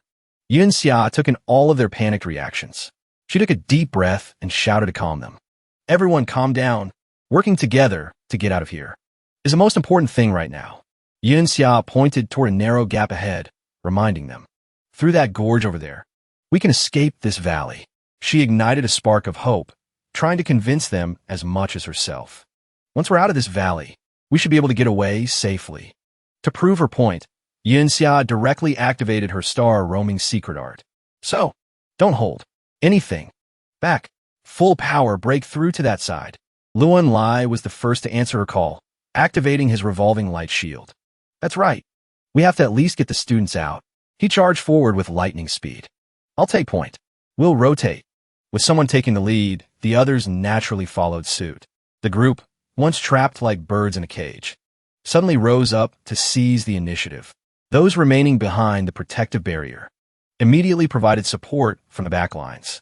But even as they tried to seize the advantage, the sheer difference in power was undeniable. An endless swarm of stone jellies. They unleashed a massive wave of energy, stopping everyone dead in their tracks. Hold on tight. We're almost there. Seeing its minions faltering, the rogue lord let out a mighty roar. Rallying cry. The crystal fiends on the cliff walls stirred, answering the summons. The enchanted stones quickly fell into formation. They assembled one after another, with the discipline of an elite army. The group struggled to hold their ground. Seeing their only escape route swarmed with enemies, they fell into despair. Holy crap! Where the hell did all these monsters come from? The rogue lord answered by unleashing a crystal aura. All of its underlings were instantly empowered. A 20% boost to their health, attack, and defense. This sudden power-up terrified their opponents. Their attack power has suddenly spiked. Unable to withstand the assault, one of them cried out a pained warning to his comrades. The damage is too high. The healing can't keep up. But before the healer could reach him, he was torn apart by a blast of energy. The words "save me" were his last. Witnessing this, the man beside him screamed in terror. The professor is dead. Yunxia quickly signaled a change in strategy. Shield bearers to the front. Priests, prioritize healing the tanks. Even with these temporary measures, she was deeply worried. Everyone was already exhausted from the previous fight. We're just forcing ourselves to keep going. And to make matters worse, the rogue lord hasn't even made its move. Lay in, unable to bear the suffocating pressure any longer, let his anger get the best of him. This is hopeless. At this rate, we'll never break through. Without waiting for anyone's input, he quickly activated his stealth skill and charged forward. As Lei In sped up, he came to a decision. It's every man for himself now. Thanks to his glitched skill, he slipped through the horde of monsters with ease. The perceptive Lu Lai stopped the others who were about to follow his lead. Any of you with a Wanderer class, don't follow him. Your stealth isn't long enough. It won't last until you get through. And just as he predicted, before reaching the end, Lei Yin's stealth wore off right in the middle of the enchanted stones. He was running at full speed when it happened, and he couldn't help but freeze in shock. The rogue lord, sensing fresh prey, let out a thunderous roar. Seeing it preparing a powerful attack, Lu Lai screamed a warning. Look out. It all happened in an instant. Having walked right into a death trap, Lei Yin couldn't escape his fate. The sight of their comrade being vaporized before their very eyes left Lu Lai utterly stunned. The Lord just obliterated him into dust. But losing a powerful ally wasn't the only consequence. The blast also collapsed their only path to escape, leaving it a pile of rubble. Xiao Bai was the first to speak. Not only that, it blew up the canyon pass. He stammered, trembling all over. That attack power. It's just insane. We can't escape. As if to prove his point, the rogue lord flaunted its overwhelming energy. Sweat beaded on Xiao Bai's forehead as he cried out in panic. We're done for. This time it's coming for us. Just as he finished speaking, two figures, one in black and one in white, charged forward together. We can't block it. The pair, Yun Xia and Yun Yin, moved in perfect sync, deploying the giant's aegis and the mountain stone shield. Both were epic-grade shields, crafted from the shells of stone turtles. They automatically resize to fit their wielder upon being equipped. The two massive shields instantly filled the gap in their defense. Yun Xia stood firm and rallied the others. Anyone with high strength, get over here and help hold the line. If it breaks through, we're finished. Though her face was pale, she tried to reassure them. This shield is level 70 equipment, so its durability should hold up. But before anyone could feel relieved, Yun Xia added one more devastating fact. But because the level requirement is so high, that's why no one is high level enough to equip it. It's also difficult to move. In the end, she had no choice but to keep her conclusion to herself. So we can only hold them off for a little while. Even in this dire moment, the little ones still couldn't understand why the school's secret realm would have this kind of monster. While Eli struggled to hold up his shield, he was trapped in a cycle of self-recrimination. It's all your fault. If it weren't for you, none of this would be happening. He grit his teeth. His jaw clenched as he questioned his own conscience. Was every effort I made to save them before all for nothing? But when he thought of two familiar figures, Lei Yin silently reassured himself. At least, those two kids probably aren't in any danger, right? Before he could even feel relieved, his eyes landed on one of those very two. It's him, the student from behind us. Xiaoji focused on his task, though a question lingered in his mind. Didn't I tell them to wait in the valley? What are they doing here? Just then, the boy's shout snapped Lei Yin out of his thoughts. Watch out. In the nick of time, Xiao Ji threw up a shield to protect them. The barrier deployed, just in time, blocking a fatal blow meant for Lei Yin. Feeling the injury on his left arm, he instantly considered taking them all down with him. After all, the surrounding defenses had already been breached. Lei Yin's mind went blank, bracing for the next punch from the myriad rock. There was no one left who could stop these rampaging beasts. But once again, Xiaoji pulled him back from the brink of death. In that split second, everything became clear to Lei Yin. This kid, he's actually this strong? His joy, however, was short-lived. He watched as the final two shields shattered to pieces. But now, all the Guardians' shields have been broken. Lei Yin's train of thought stopped the moment Xiao Ji was hit. Our defense is completely. The myriad rocks are still going strong. But he collapsed, coughing up blood. Lei Yin's face turned ashen with despair. Only a single thought remained in his mind. This is the end. While he was still lost in a daze, Yin Chei's sharp blade tore the horde of monsters to shreds. Lei Yin stared, wide-eyed and speechless, at this impossible turn of events. He paid no mind to the others. He simply raised his sword and offered his praise. Xiao Ji, you did great. The boy struggled to get up, reaching a hand out to his savior. Yun Ke, you're here. A confident smile touched his lips as he made a promise. Leave the rest to me. Not long before, in the real world, Yin Che stared at the shimmering object before him, calculating silently. Besides the replica secret crystal core from the mirror world, there's still the original in the real world. He gathered them all in his hand, secretly delighted. Looks like with this mirror world, my future income could very well double. But when it came time to import the items, Yun-Che paused, disappointed. The only problem is the crystals aren't easy to take out. Just then, the system prompted him. You are about to exit the mirror world. 75 units of crystal or can be extracted. Requires consumption of 750 minutes of mirror world travel time. Remaining time is insufficient. Please select the items you wish to take with you. Yun-Che's mind instinctively made a comparison. It's just like with this secret crystal. To bring out a single unit of crystal, I have to spend 10 minutes of travel time in the mirror world. Amidst the system's persistent alerts, please select your action. Without hesitation, he selected use. For now, I'll just have to take the most valuable item, the replica crystal core, out with me. The notification panel immediately displayed a series of updates. After using the crystal core and the mirror crystal core, stamina and energy recovery have both increased. You have also gained immunity to light and electric damage. At the same time, the space around him began to tremble slightly. Yun-Che's sharp senses immediately detected the disturbance. This kind of tremor. He leaped from the tall stone pillar as fast as he could.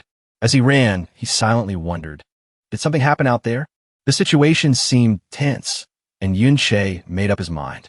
I have to see if I can still cross over into the mirror world. He shot through the frigid tunnel. At the same time, the system began its countdown. Mirror traversal. Time remaining, 12 minutes, 54 seconds. Realizing the crucial detail, a wave of relief washed over Yun-Che. So, as long as the timer for mirror traversal hasn't run out, I can enter and exit as I please. He was lost in calculation, but his blistering pace never slowed. Only after the duration is fully depleted does the skill go on cooldown. Yun-Che moved in a zigzag pattern. He was so fast he became a streak of light, his figure completely invisible. By the time his feet touched familiar ground, the system promptly displayed a notification. You have left the mirror world. He had only just emerged, but the sight before him threw Yun-Che's mind into chaos. The number of monsters has increased again, even if they were drawn by the crystal, or there shouldn't be this many. To make matters worse, the appearance of a final boss sent a chill down his spine. Wandering Overlord. That must be the source of the danger I felt earlier. Yun-Che didn't need another second to think. He instantly came to a conclusion.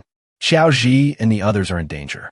He charged straight toward the mountain-sized Wandering Overlord. A battle plan was already forming in his mind. If I can really enter and exit the mirror world at will. With just a thought, Yun-Che instantly vanished into the mirror world. He looped around to the creature's back before reappearing in the real world. He couldn't help but feel satisfied with his cheat-like skill. This makes it so much easier to dodge the monster's attacks. With a solid plan in mind, Yun-Che turned his focus to his own condition. I'm level 24 right now. He vaulted off the bodies of several netherrock fiends. All the while, his mind was racing, running the numbers. My total mana is 140 points. Mana recovery is 2.6 per second, thanks to the plus 0.5x2 bonus from Arcane Remnant. That means my attack power can be boosted up to 330%. System, Arcane Blade attack power boost, 8 seconds remaining. Yun-Che remained completely unfazed. Things are urgent, I know, but this Wandering Overlord is even stronger than a Hidden Realm Overlord. As he slipped back in the mirror world, he set a new target for himself. At the very least, I need to hit level 30. I'm still a long way from that. Yun-Che quickly pinpointed Xiao Ji's location. The very instant the system announced, you have left the mirror world. He had already shredded, the netherrock fiend pouncing on his friend. Yun-Che raised his sword, offering a word of praise. Xiao Ji, you did well. The boy tried to raise a hand and call his name, but Yun-Che simply waved him off. Leave the rest to me. The words had barely left his lips before Yun-Che stepped back into the mirror world. He masterfully weaved in and out of the mirror dimension. His form flickered in and out of existence as he annihilated one group of netherrock fiends after another. If you have any support skills, buff me. Yun-Che paused for a moment to lay out the plan. His plan? I'm going to take care of these wanderers. How could VSA possibly stay out of the fight? She quickly cast her natal essence spell. Xiao Ji, after catching his breath, immediately cast a protective shield that enveloped Yun Shay completely. Instantly, Yun Shay's mental power and attack power surged to incredible new heights. Half his body was still phasing out of the mirror world as he continued his rapid calculations. This buff is almost unreasonably strong. However, after activating the arcane crystal core, my HP has multiplied several times over, and the luminescent system is already reducing all damage by 40%. Yun Shay vaulted over the heads of the Netherrock fiends he now had immunity to. The more he thought about it, the more annoyed he became. There's no real danger to me anymore. It's just that these monsters are immune to chaos effects. If they weren't, I could have wiped them out even faster. Timer: 7 seconds. Arcane Blade, 350% attack power. Xiao Xie and his group watched the one-man army with their jaws on the floor. Xiao Bing couldn't help but gasp. Am I seeing things? His status bar says he's a spellcaster. So why the hell is his attack power that high? Luo Lai, completely stunned, managed to speak. And what kind of skills is he even using? He could just phase through things. He clutched his wounded arm, a bitter, self-mocking thought crossing his mind. To think he was this strong earlier, and here I was worried about you. While everyone was worried, sick about him, Yun Shay was just out here tearing through everything in his path. He smirked, watching the system notifications for his level ups. With this many monsters gathered in one place, leveling up is going to be a breeze. Yun Xiao watched the blurs zipping past, her heart skipping a beat. In that instant, everything clicked into place for her. I thought he was just some gutsy thief. I never would have guessed that his strength was so far beyond my imagination. Yining wasn't as lost in thought as her best friend, but even she was left completely speechless by the sight. Wherever Yun Shay went, a stream of mirror world notifications followed. The message, "You have left the mirror world," popped up relentlessly. He calmly cast his spells while the words, "Level up," flooded his screen. Behind them, Luo Lai suddenly asked a rather random question. Is this guy reinforcement from the outside? He's insanely strong. Without turning his head, the man replied curtly. I've met him before. Luo Lai's next words were almost a mumble. I think he's a student. But even that was enough to send a shockwave through the surrounding crowd. What? What? A student? No fucking way. Seeing more than half of its minions wiped out, the vagrant lord roared and charged forward. The faces of the others turned grim.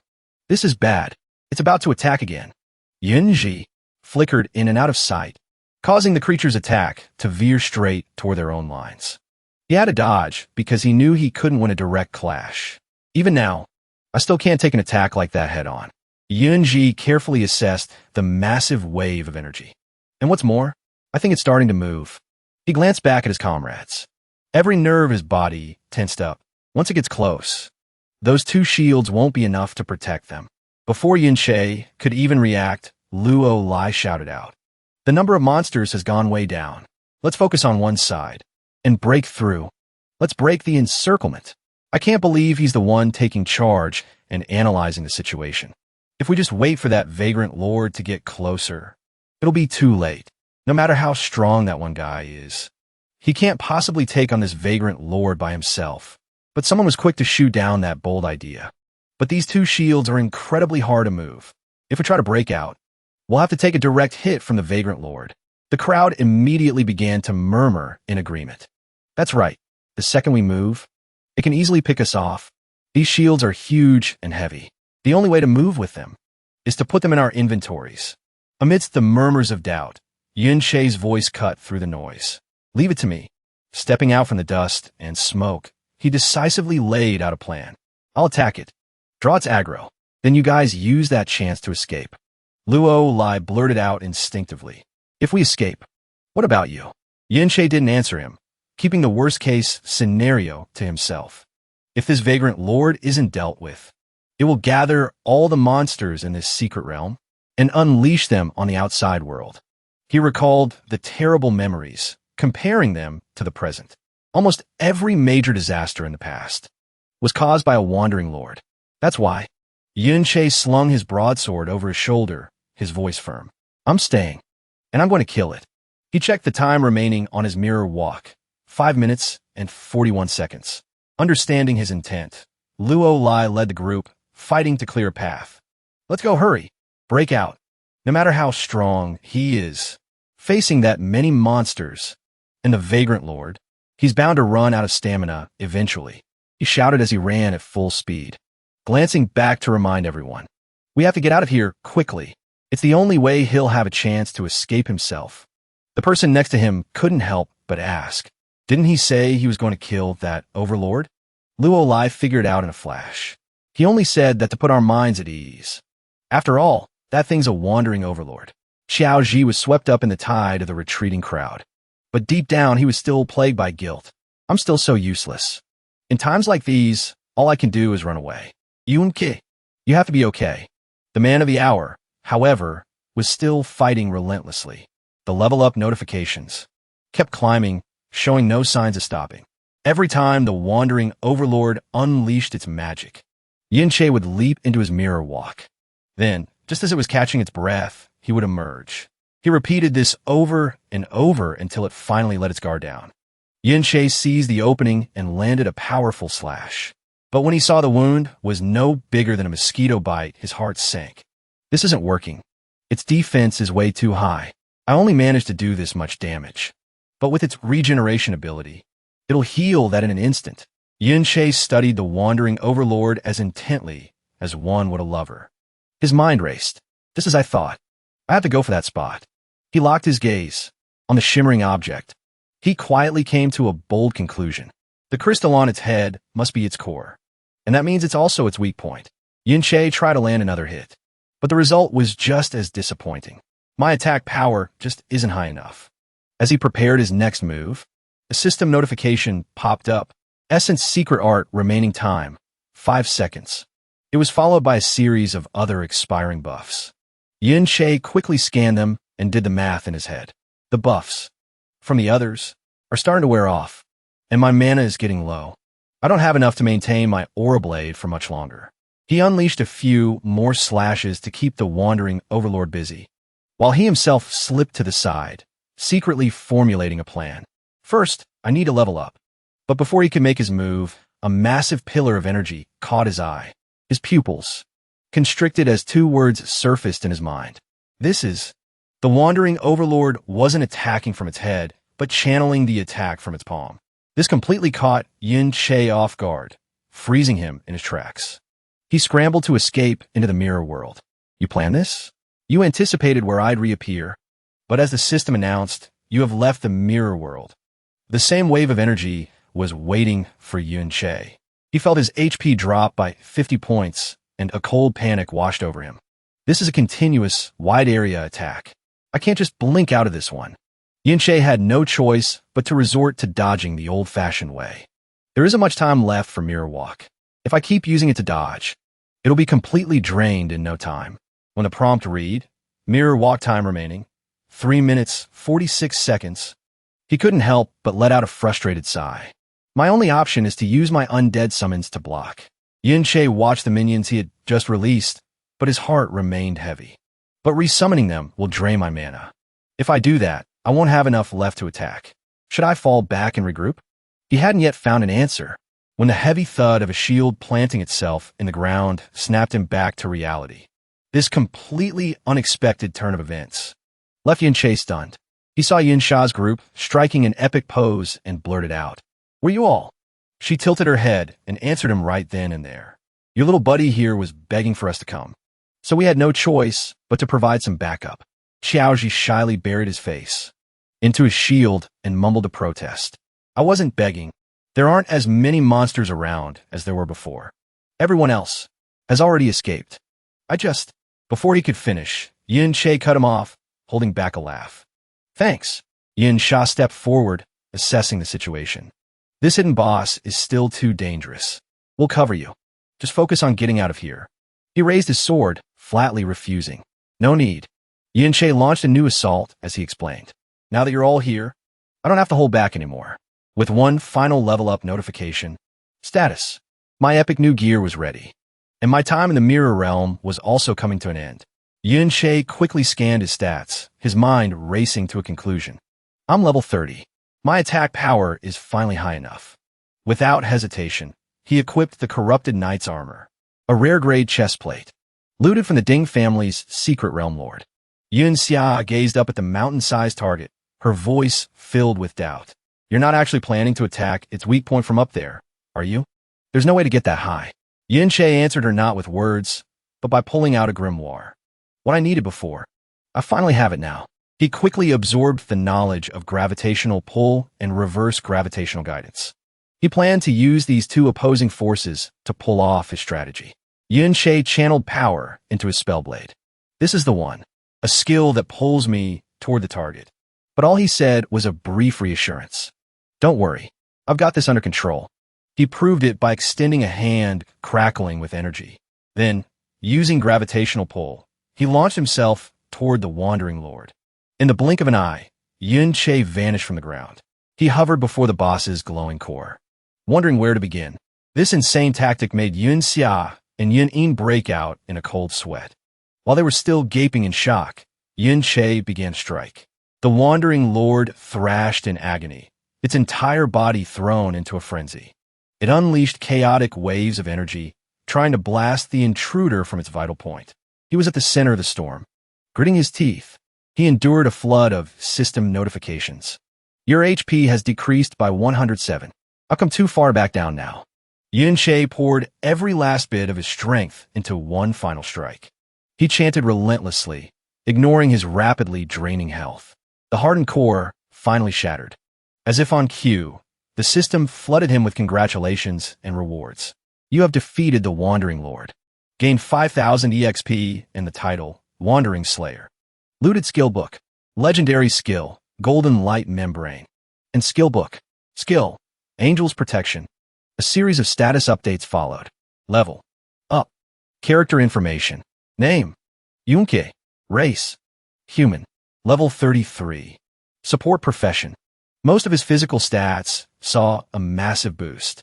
Seeing this, Xiaoji couldn't help but gape. Yin Che, he's even stronger than I thought. How could he take down a monster that terrifying all by himself? Just then, the epic loot began to appear. Whoa, it dropped legendary grade items. And 2 of them, no less. And what's more, the drops are... Suddenly, a violent tremor from below made him stagger. It was coming from the golem. The monster is collapsing. Yin Che is still on top of it. Watch out. With his enhanced agility, Yin Che leaped from his perch just before it collapsed. Suddenly, he stared, puzzled, at the massive crack that had formed. What's that? He peered deep inside and made a shocking discovery. The golem, it's hollow. He leaped onto the wreckage and looked inside. The remains of wanderers and human skeletons. It seems a much stronger Wandering Lord was born here long ago. That would explain the signs of such a brutal battle. Yin Che squinted, his eyes focusing on a figure within the darkness. Is that? Xiao En, Xiao Benbin. They're dead. A wave of shock hit him. Benbin, atop a jagged pile of rocks. A lone figure stood, his sword planted inexplicably into the ground. Everyone around him realized with a gasp. That's the traitor Xiao En? Xiao Benbin. I heard this was where the hero Ding Kuan executed him. But I never imagined it would be like this. This is clearly the aftermath of a battle against countless monsters and people. It's nothing like the statue in the History Museum. This guy doesn't look like a pushover at all. Hearing this, Yun Che fell silent. Then, Xiaoji suddenly spoke up. You all probably won't believe this, but I don't think my great-grandfather was some kind of monstrous villain at all. I've been reading up on my great-grandfather's history since I was a kid. My great-grandfather. Whenever the story got to his actual experiences, the descriptions were always frustratingly vague, but I still managed to piece together a few details. He was always entering secret realms that were way below his own level. Yin Che was skeptical. Think about it. Why would someone like him, a class user over level 60, come to a low-level secret realm like this? Because this is the kind of realm that can spawn a wandering overlord. And that wandering overlord is the source of the great disaster. It has the ability to summon every monster in the entire secret realm out into our world. Because of that, the government simply doesn't have enough troops to defend against all the wandering monsters that pour out of these realms. And that's why they have to rely on a few strong, responsible class users. to periodically go in and clear out the monsters. And my great-grandfather was one of them. He came here to stamp out the disaster before it could even begin.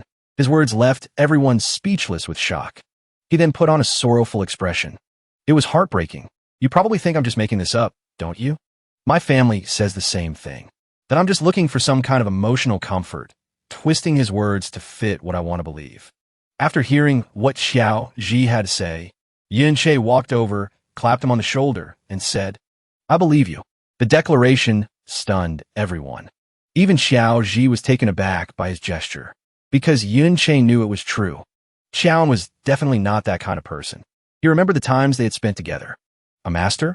I don't need one of those. I'm a natural-born genius. It won't be long before I'm stronger than you. An old geezer like you should just go ahead and retire early. Master, save me. Who needed your help? Don't save me next time. I just didn't expect there to be so many damn monsters in this realm. That's all. Even when he was injured. Huh. So you found me out again. Yep, that's me. The kind of guy who grinds in secret just so I could show off in front of everyone later. Don't worry. The next secret realm we're headed to isn't a life or death situation. Why did you decide to become a Blade Guardian? It's considered the weakest of all the advanced swordsman classes. But you're all about strength and speed, aren't you? You just charge straight ahead no matter what. Basically, there isn't a single shield-based class that could ever keep up with you. My old friend, I finally found you. I know. Leaving the team without permission means a 3-month pay cut. I just ran into too many of those wandering types. I had no choice but to level up. Saving people? Nah, I was just passing by. Back in the present. A pang of grief tightened Yin Che's chest. Xiaoan, for you. I will make the Ding family pay for this. Meanwhile, in another part of the city, is what you're saying really true? After getting thoroughly beaten, the son had run home to his father. It's absolutely true. If you don't believe me, go ask the instructor in charge of this secret realm. That Yin Che guy is on a whole other level. The teacher guarding the entrance stopped me and wouldn't even let me inside. He flashed back to the moment. I really can't let you in. Your level is still far too low. But as they were talking, people began to emerge from the realm's exit. Did you guys see that just now? See what? I was pretty far back, but I saw the wandering overlord go down. With a commotion that loud, who didn't see it? I bet that person is the one who killed it. Unbelievable. That was a rare, hidden boss, over level 40. Just being able to take it on is already beyond my wildest dreams. The excited gossip spread quickly. That guy's name is Yin Che, right? And here I was, thinking Yin Xia and his team were as strong as it gets. I never imagined there was another student who was this powerful. Who is this guy, really? And so, after hearing Ding Su's story, the old man decided to take action. Gather the Ding family guards. We're going to capture the rebel from the secret realm. But then, he remembered something and paused. Wait a minute. Didn't you say that little brat from the Qiao family was with them too? In that case, drag the Qiao family's people along with us. At the same time, Yin Che had just received a new item. Skill book acquired. Skill, golden light barrier. Level requirement, none. Type, specialized skill book. Quality, legendary. He then handed it to Xiao Ji. Here, learn this skill book. It doesn't have a level requirement. Hearing this, Yin Xia was stunned. That's a legendary grade skill. And you're just giving it away like that? He tossed it to Xiao Ji and replied, it's a specialized skill for shield users. I can't learn it anyway. It's the same skill your great-grandfather used to use. This is it. Hearing this, Yin Xia was once again impressed by him. But then again, it's not like you're short on powerful skills. I mean, my skills are all considered high level, but they're nothing compared to yours. Like that skill that lets you suddenly disappear, or the one that summons all those undead spirits. This made Yin Che remember something. The undead. I remember now. The undead I summon are all created from souls. Besides me, other souls also enter the mirror world. In that case, a bead of sweat formed on his forehead as he decided to press it. Mirror world. Skill has been refreshed. Mirror walk. Time remaining. 29 minutes, 59 seconds. I can use it? Yin Che was stunned. He looked toward the stone statue on the peak. A face that was all too familiar to him. Benbin. Back in the real world. A woman approached to inform Yin Xia. We should get going. You have an audience ceremony soon. The reminder brought her back to reality with a hint of annoyance. I guess I can't put it off any longer. It's way more interesting here, though. What in the world is Yunche doing? Why did he suddenly disappear and not come back? Meanwhile, in the mirror world, Yunche stood before his friend. Benbin, I never thought we'd see each other again. There's so much I want to tell you. It's just a shame. Just then, a black aura suddenly enveloped Xiao's body. It spread over his entire form, before he unexpectedly transformed into an undead spirit. Seeing this, Yunche's heart sank. You can't answer me. So you really have turned into an undead. But I don't want to fight him. And so, Yunche could only retreat, dodging Xiao's attacks. He had completely lost his humanity. And then, with nowhere left to retreat, Yunche could only stand still as the undead's attack engulfed him. He was pulled deep into Xiao's hazy memories. These were the things Benbin had experienced, even the death that Ding Kuan had dealt him. The sight was deeply unsettling to Yunche. That stance of his, why does it feel so familiar? Suddenly, the glass of memory shattered into 100 pieces, pulling Yunche back to the present. He was confused. What in the world just happened? He then asked softly, Benbin? But his friend had completely transformed into a mindless killing machine. Still, Yunche didn't give up. Benbin. He could only dodge Xiao's attacks while thinking to himself, he's only running on combat instinct now. I have to retreat for now. However, he couldn't leave the mirror world from this area. I can't leave from here. Yunche then took a deep breath. Looks like my only option is to fight.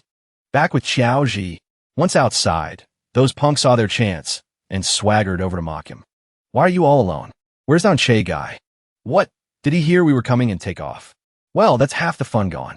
Hearing this, he couldn't help but get pissed. TSK. What are you guys doing here? Here, to level up to? The man chuckled softly. He adjusts his tie. Stop playing dumb, you little Xiao family rat. Didn't you, and when Che sneak into my house to steal my stuff? This left him flustered. I didn't. You got the wrong person. However, they had no intention of letting Xiao Ji off the hook. You think I couldn't recognize your screams? Leaving Xiao Ji stunned. But none of that really matters, because I brought you a little gift. He then beckoned with his hand. Xiao Ji was completely taken aback when his own beloved family members appeared right before him. Second grandpa, grandma, second uncle, youngest auntie, and mom. Suddenly, his grandfather screamed, Get on your knees, you worthless animal. Apologize to the heroic clan right now, and apologize to young Master Ding Su. However, Xiao Ji stood his ground unmoving. Grandpa, I won't kneel. This only made the old man even more furious.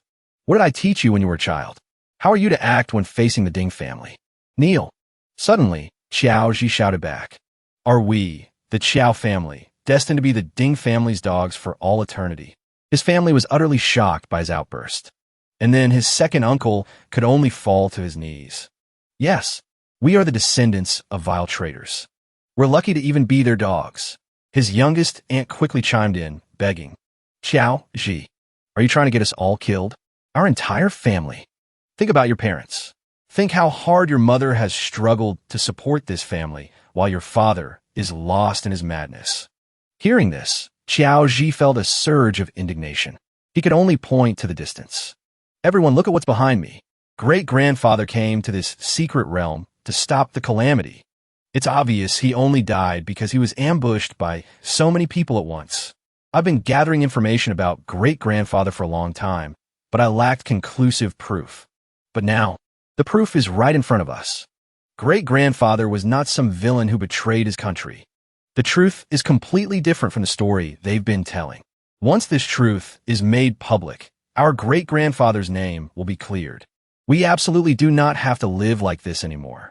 The Ding family has no right to treat us this way. Grandfather's family, my aunt's family, second uncle's family, they shouldn't have died like that. Hearing this, the man burst out laughing. Childish, but you're not wrong. That's right. Every word you said is true. Your great-grandfather, Xiaoan, died because he was ambushed. He wasn't some kind of evil villain. To be more precise, it was my great-grandfather who led that ambush. Clang. And that's how our family made its fortune. But who cares about any of that?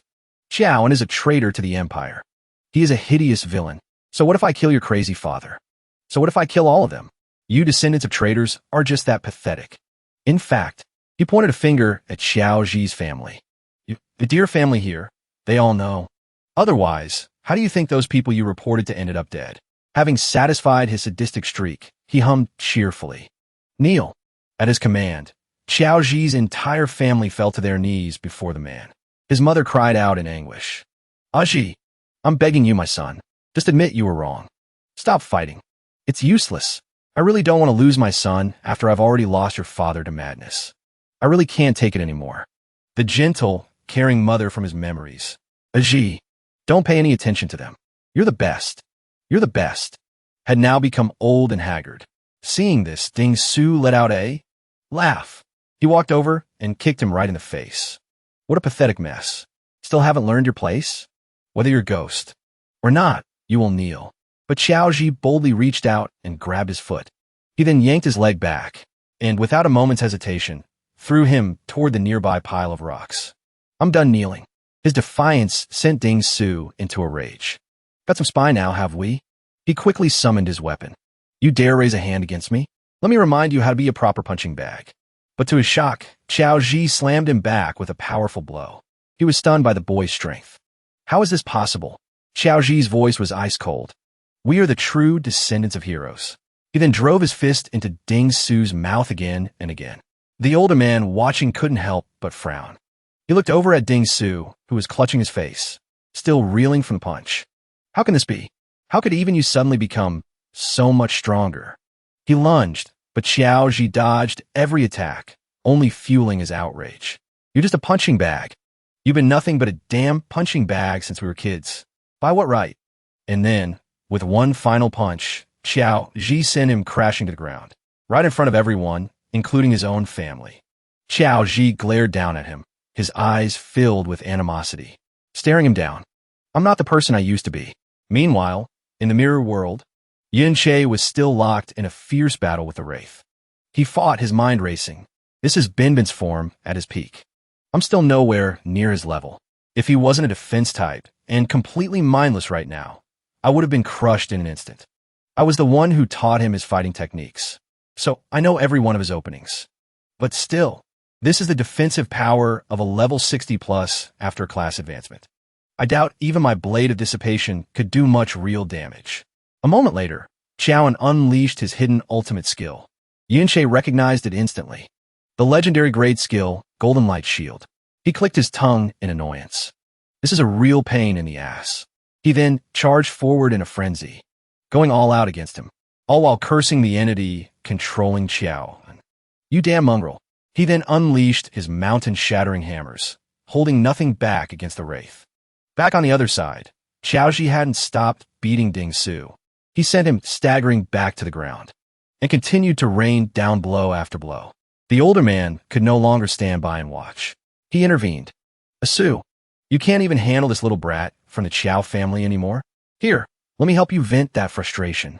With that, he charged directly at Xiaoji. But just as he was about to land his attack, he was unexpectedly blasted backward, his face a mask of utter shock. This is the Golden Light Shield. Xiaoji roared. Just stand there and watch. You call yourselves a family of heroes. You're nothing but a bunch of cowards who don't even have the guts to fight one-on-one. At that same moment, back with Yin Che, he was still desperately fending off the Wraith's attacks. A bit of information on the skill. Golden Light Shield. As a legendary grade skill, its defensive power is independent of the user's personal defense stat, as long as it doesn't take a single hit that exceeds twice its maximum threshold. It can withstand a minimum of 10 attacks. However, it is also a consumable skill. Even the slightest impact will drain its energy. Once its energy is completely depleted, any 10 accumulated attacks will shatter the barrier. Returning to Qiao Zhi's fight, the older man finally broke through the boy's shield. You little bastard. So what if you have the Golden Light Shield? I wouldn't give a second glance to that piece of trash Qiaoan uses. Xiao Zhi moved fast, pulling Ding Su in front of him as a human shield. If my great-grandfather were still here, you'd be the one on your knees begging for your life. His words only fueled the man's fury. He let out a furious blast of energy, sending Xiao Zhi flying. The man let out a cold sneer. You're pinning your hopes on some loser who died in a low-level secret realm? Even if he showed up, he'd still have to kneel before me. He punctuated his words by slamming his weapon down, a powerful gravity strike shattering the very ground beneath them. The shockwave destabilized the energy within Xiao Ji, causing him to cough up a mouthful of blood. Seeing this, the man sneered. "Oh, still got some fight in you, huh? But let's see how well you can stand after I chop off both your legs." As the blow descended, his mother rushed forward, shielding the boy with her own body. "Third master, Xiao Ji is just a child. He doesn't know any better. Please spare him. Look, I'm kneeling to you now. I'll do anything you want." A cruel, sly smile spread across his face. "All right then, how about this? Little brat, if you refuse to kneel, I'll cut your mother down instead." "Ah, forget it. There's no shortage of people I can cut down, anyway." At his words, Xiaoji's defiance finally began to crumble. "Wait, I'll—" But without a moment's hesitation, the man brought his weapon down. The boy could only stare wide-eyed and stunned into the swirling cloud of dust and debris. His family and the nearby onlookers were frozen in terror, their limbs turning to jelly. But instead of triumph, a look of pure shock and fear crossed the man's face. You are Xiaoan." The mother gasped in disbelief. "Grandfather." The crowd erupted in shock. "Xiao is alive? No way. It's impossible. How can a dead man come back to life? That thing, it looks more like a wraith." Just then, a chillingly familiar voice echoed through the air. "After all the scorn you heaped on him, did you really think he wouldn't crawl out of hell itself to settle the score?" But looking at the spectral form of Qiao, and the third master simply burst out laughing. "Trying to scare me with this pathetic phantom? Get him." In response, Yin Che gleefully began to power up the wraith. Iron skin activated. Armor activated. Guardian aura activated. Mass taunt activated. His men struggled against the empowered foe. They surrounded it, attacking from all sides, but their blows did nothing to the wraith. The grandfather stared, his jaw hanging open. "So strong. Is that really Xiaoan?" Even Xiao Ji was speechless, his eyes wide with awe. "This blocking technique, it's holding off all those guards at once. It's incredible." But the third master remained calm, pointing a finger straight at Yin Che. His voice dripped with defiance. "So this is the wraith you summoned, is that it? My family used to summon trash like this by the dozen. Its level is only 33. This Xiaoan wraith is just a small fry." With that, he lunged forward, but the wraith spewed a viscous slime that clung to him. He couldn't get a grip on his weapon, so he tossed it aside, deciding to fight barehanded. When the moment was right, he unleashed a powerful combat skill, Summoner's Impact. Before absolute power, all tricks are useless. But just as victory seemed within his grasp, he was repelled by a blinding golden aura. He sneered, "Umph, even as a wraith, he's still just a low-level spirit. That golden ward of yours might keep you busy for a while. Everyone attack now. We can drain all its energy together." But when he glanced over his shoulder, he saw his hired men, completely surrounded by Yun Che's other wraiths, with no hope of escape. Left with no choice, he finally donned the armor he'd kept collecting dust in the treasury. "This is getting a little annoying. Xiaoing, whatever. Wraiths, I don't care. They're all just a bunch of summons." As he spoke, he activated Blazing Fury, amplifying his attack power. Then he charged straight for Yun Che. "Charge punch. Once I kill you, the summoner, your little pets will disappear on their own." He was supremely confident in the gear he now wore. This high-grade equipment was a gift from the great ancestor himself. "And you really think you can fight me with what you have?" But as the man's claws swiped forward, Yun Che dodged with impossible ease, landing a vicious counterslash across his shoulder. What the? How is he completely unscathed? Furious, he lunged with his paralyzing claw, but his target vanished in an instant. The man froze, bewildered. He's gone. But he reappeared right above the man, driving his sword straight down. The man had no choice but to unleash a burst of energy to blast Yun Che away. He quickly commanded his undead spirit. Boom boom. Hearing its master's command, it drew its sword. Then it charged forward, joining Yin Che in a 2-on-1 assault. And in an instant, the man's body was severely wounded. All he could do was stand there and take the beating, cursing. "Son of a bitch." This only enraged Yun Che further. Without hesitation, he rushed in, slashing wildly, slicing the man's arm in two. "My arm, you bastard!" He screamed frantically. "Priest, heal me." But unexpectedly, Yun-Che had already reappeared, right in front of him. Seeing this, the man quickly used Gravity Smash, forcing Yun-Che to leap away. Raph, only to reappear right at the man's side. He chuckled softly. How about it? Scared yet? Meanwhile, the man, pale with fear, was frantically searching for someone. Priest, why aren't you healing me? Little did he know, his trusted priest had already been devoured by Yun-Che's undead spirit. It was impossible to tell when it happened. Seeing the man's desperation, Yun-Che chuckled. You really think my spirit has the same power it did back in the factory? Then, he activated Evil God's inversion. Attack power plus 30. Defense power plus 30. Deals continuous damage to all nearby enemy units. Unleashed by a legendary grade skill, its power was far beyond what his guards could handle. Dropped from the wandering domain lord, the man could only stare, wide-eyed with horror. His only thought was to turn and run for his life. Damn it all. But there was no way Yun-Che would let him escape so easily. Every path he took was blocked by Yun-Che's power. It was impossible for the man to escape the area. The entire battlefield was already in the palm of Yun-Che's hand. Now, Yun-Che leisurely walked toward him. A unique skill for the Sword Guardian class. Sword and Shield Annihilation Formation. Anyone below a certain level can never escape this. But you're welcome to try. And so, with no other options, the man pulled out his final weapon as a threat. Don't come any closer. I'm holding a void bomb. This is an item, an S-grade item my dad gave me. If this thing goes off, with your level of HP, you're dead for sure. And yet, Yun-Che remained completely unfazed. He even challenged him. Do it. The man was stunned. Are you trying to die? Yun-Che gave a cold smirk. With my HP, I can survive the blast. And even if you manage to kill Bon Bon, I could just resurrect him. As for you, he instantly appeared right behind the man. You won't even get the chance to set it off. Then, Yun-Che mercilessly severed the man's remaining arm. The bomb fell from his now useless hand. Then, he gave a command, and the man was forced to obey. Kneel. He had no choice but to comply. The man collapsed to the ground, in front of everyone. Even the thunderstruck, bruised Ding Su could only watch. Yun-Che then calmly climbed on top of him, pressing a blade to his throat. Tell me, do you feel like you have any value left at all? The scene changes. Yun-Che, back in his normal form, is looking through his inventory. There's a lot of random stuff in here. Wow, even hundreds of life potions. Life potion restores 100 HP over 10 seconds. Effect does not stack. He thinks to himself. Still, given the slow recovery rate of a life potion, even if the priest had used one back then, it would have just been a drop in the bucket. He glances over at his undead spirit. He still would have died. After I killed that guy, his soul appeared in the mirror world. And while I'm at it, I'll turn him into one of my undead. Just as I thought, killing people is the best way to recruit high-level undead. He then looked over at Ding Su. But I'll let him live for now. He'll be useful later.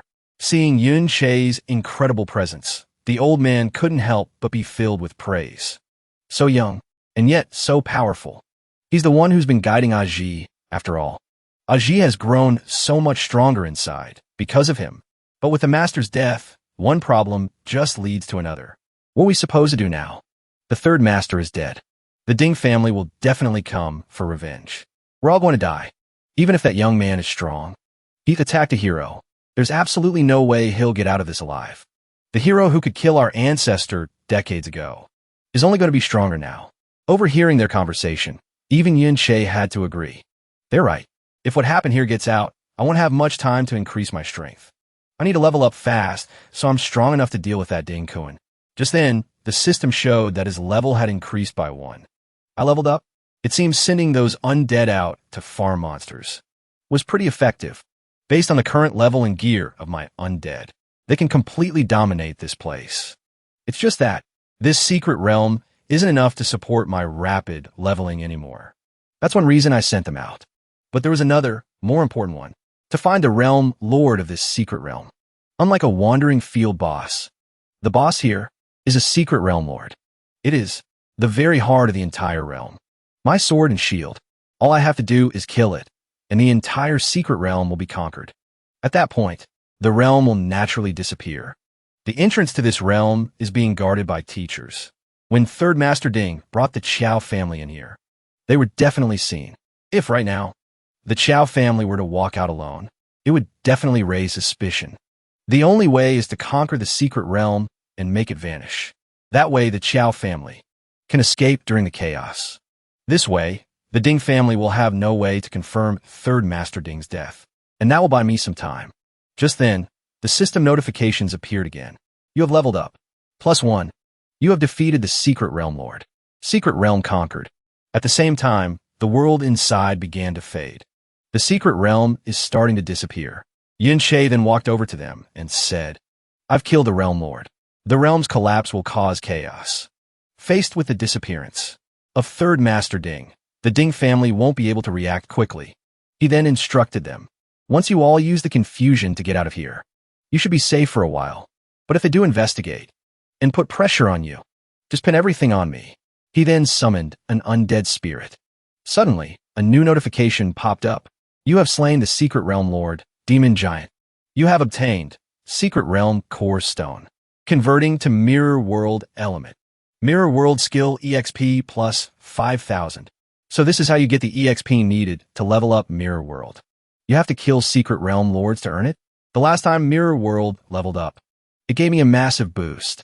If I can level it up again, I'll definitely be able to close the gap with Ding Kuan. Meanwhile, at some rich family's private secret realm, someone's grumbling could be heard. Do we really have to be so serious? Who'd be dumb enough to break into a private realm like this? We might as well sneak in a game of cards. At that moment, Yin Che took the opportunity to slip inside. The guard turned his head, startled, but saw nothing. Why do I get the feeling someone's behind me? Must have been my imagination. Meanwhile, Yin Che had already made it past them. Civilian guards. Level 30 at most. So these private secret realms are practically defenseless against me. Yin Che passed through one portal after another. He thought to himself, almost there. Soon, I'll be able to kill that bastard Ding Kuan. But until then, I have to hold back. I need to stay calm, then unleash my fury and slaughter every monster I see. Leveled up. +1. You have slain the Secret Realm Lord. Realm clear incomplete. Only by staying calm can I avoid making any mistakes. Leveled up. +1. You have slain the Secret Realm Lord. Realm clear incomplete. Gotta stay calm. Leveled up. +1. You have slain the Secret Realm Lord. Realm clear incomplete. Calm. He repeated the mantra to himself as he cleared one gate after another. Leveled up. +1. You have slain the Secret Realm Lord. Realm clear incomplete. One after another. Mirror World Skill Experience plus 5,000. Just then, a news report flashed across the screen. A secret realm saboteur has recently appeared. Numerous private secret realms have been maliciously and covertly conquered. The Public Security Bureau is taking this matter very seriously and has assigned high-ranking officers to the investigation. After reading the article, Grandpa Chiao, she couldn't help but feel a flicker of suspicion. This has to be that kid, Yin Che, right? All these secret realms being conquered out of nowhere. It must be connected to the realm we cleared with him. At this rate, he's going to draw the Ding family's attention to himself. He's doing all of this for us. If he hadn't, there's no way we would have escaped from that place. The rest of the family was just as stunned by his actions. This place is days away from the Ding family's territory, and it's incredibly well hidden. We worked so hard to cover our tracks. And yet he's still. Now that he's here, we don't have to worry anymore. That's right. We're finally safe. I think we might have actually escaped the Ding family for good. Suddenly, a massive explosion erupted. It sent rock and debris flying everywhere. Escape us? Did you really think we'd fall for that little diversion and chase after that criminal? Where's that Yin Che? Even if you have no ties to him, just for daring to flee from the Ding family, I had to come and pay you all a little visit. Besides, are you fools really underestimating a hero clan? Forget about you, delusional traitors.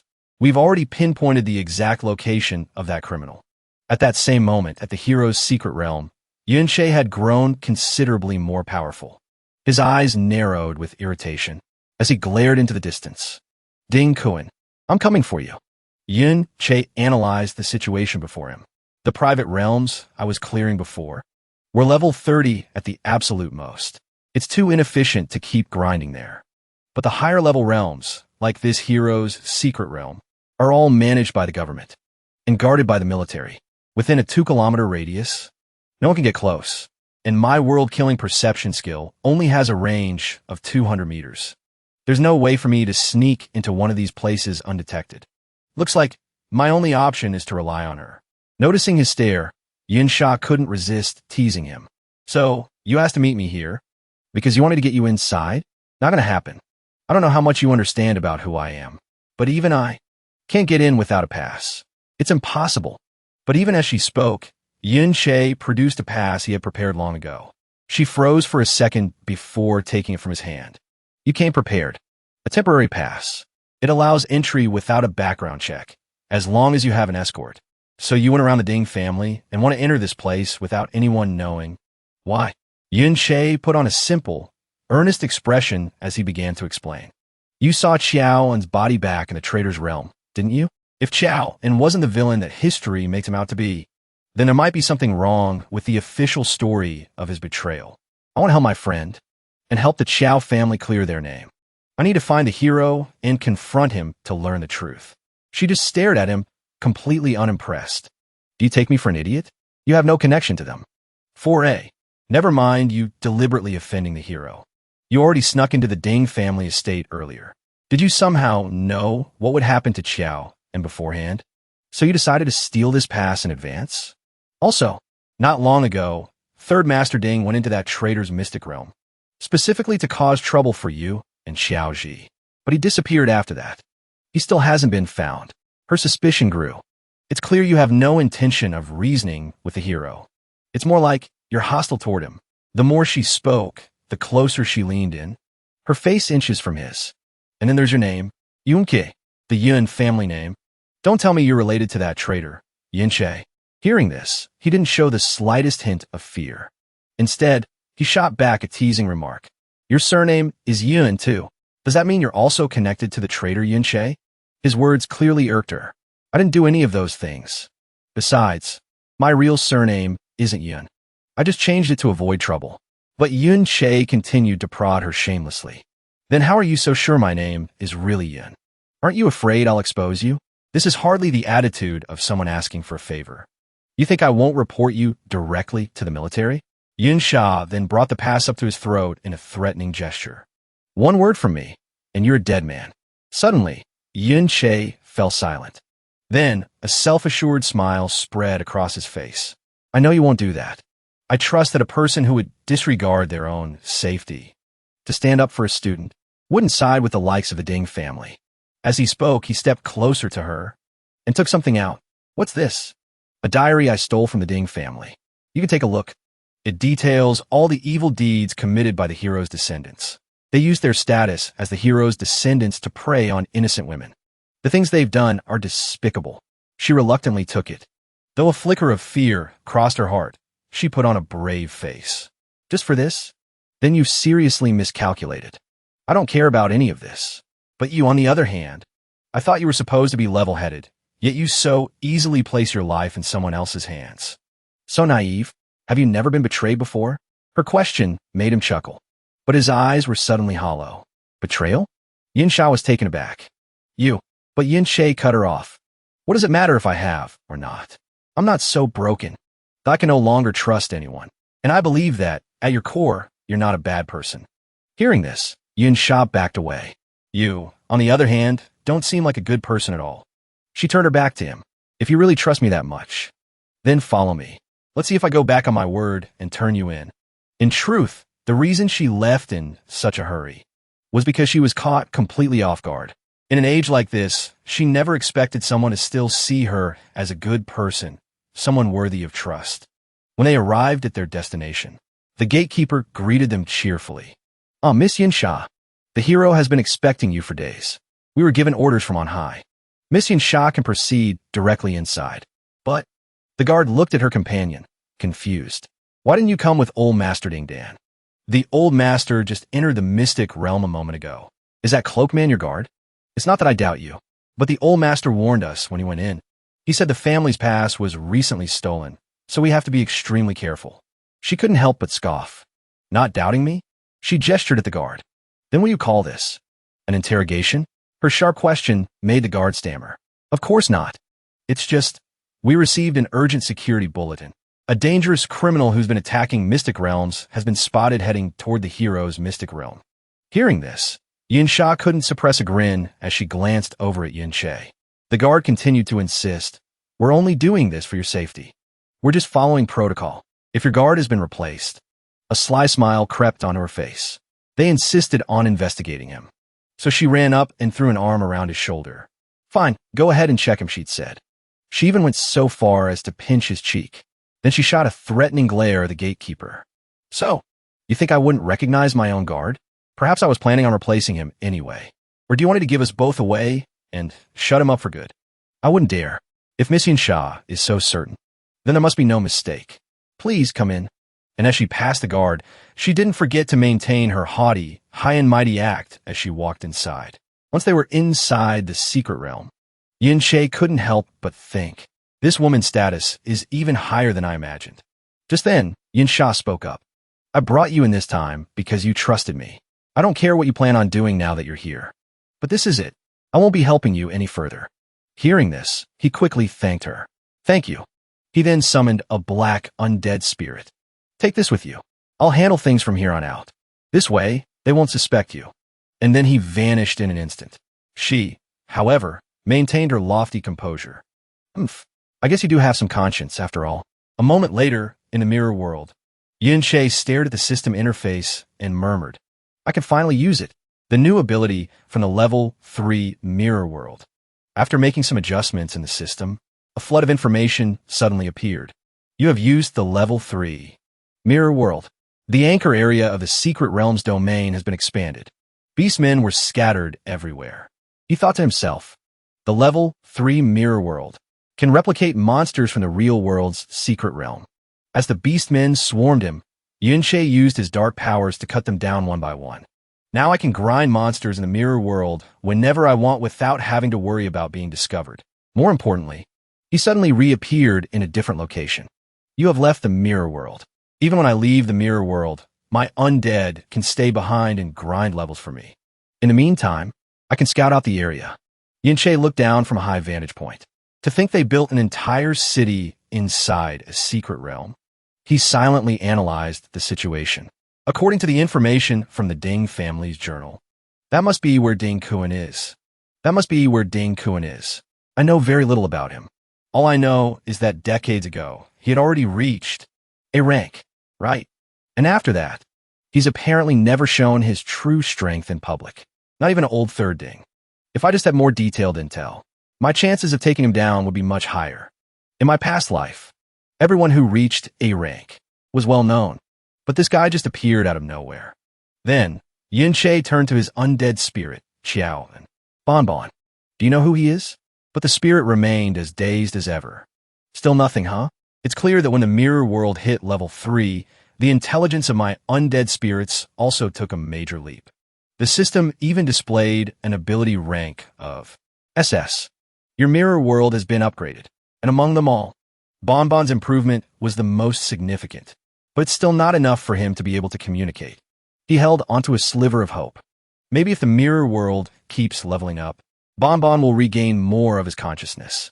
Meanwhile, down in the city below, "Father, you've always doted on third brother the most. You can't just sit back and do nothing." Third brother's whereabouts are still unknown. According to the Security Bureau, the culprit dared to come near this very hero's secret realm. The man sitting on the throne was none other than Ding Kuan, Yunche's sworn enemy. As the man below continued to drone on, Ding Kuan was finally forced to sit up, to be able to capture third brother, without a sound, without a trace. "I'm afraid that person has also reached a rank. All right, it's done. For safety's sake, I'll still need you to help me out, Dad. Of course, if I can get the job advancement certificate." Then suddenly, an arm pierced straight through his stomach, lifting him high into the air. "You're already so old, and you can't even handle a single kid, yet you think you can lecture me?" The force of the blow made him cough up a huge mouthful of blood. He grunted, muttering insults at the old man. That kid just reached the level and got the job advancement quest. He wouldn't even be able to take a single hit from me. It's a real pain having to keep a worthless piece of trash like you around.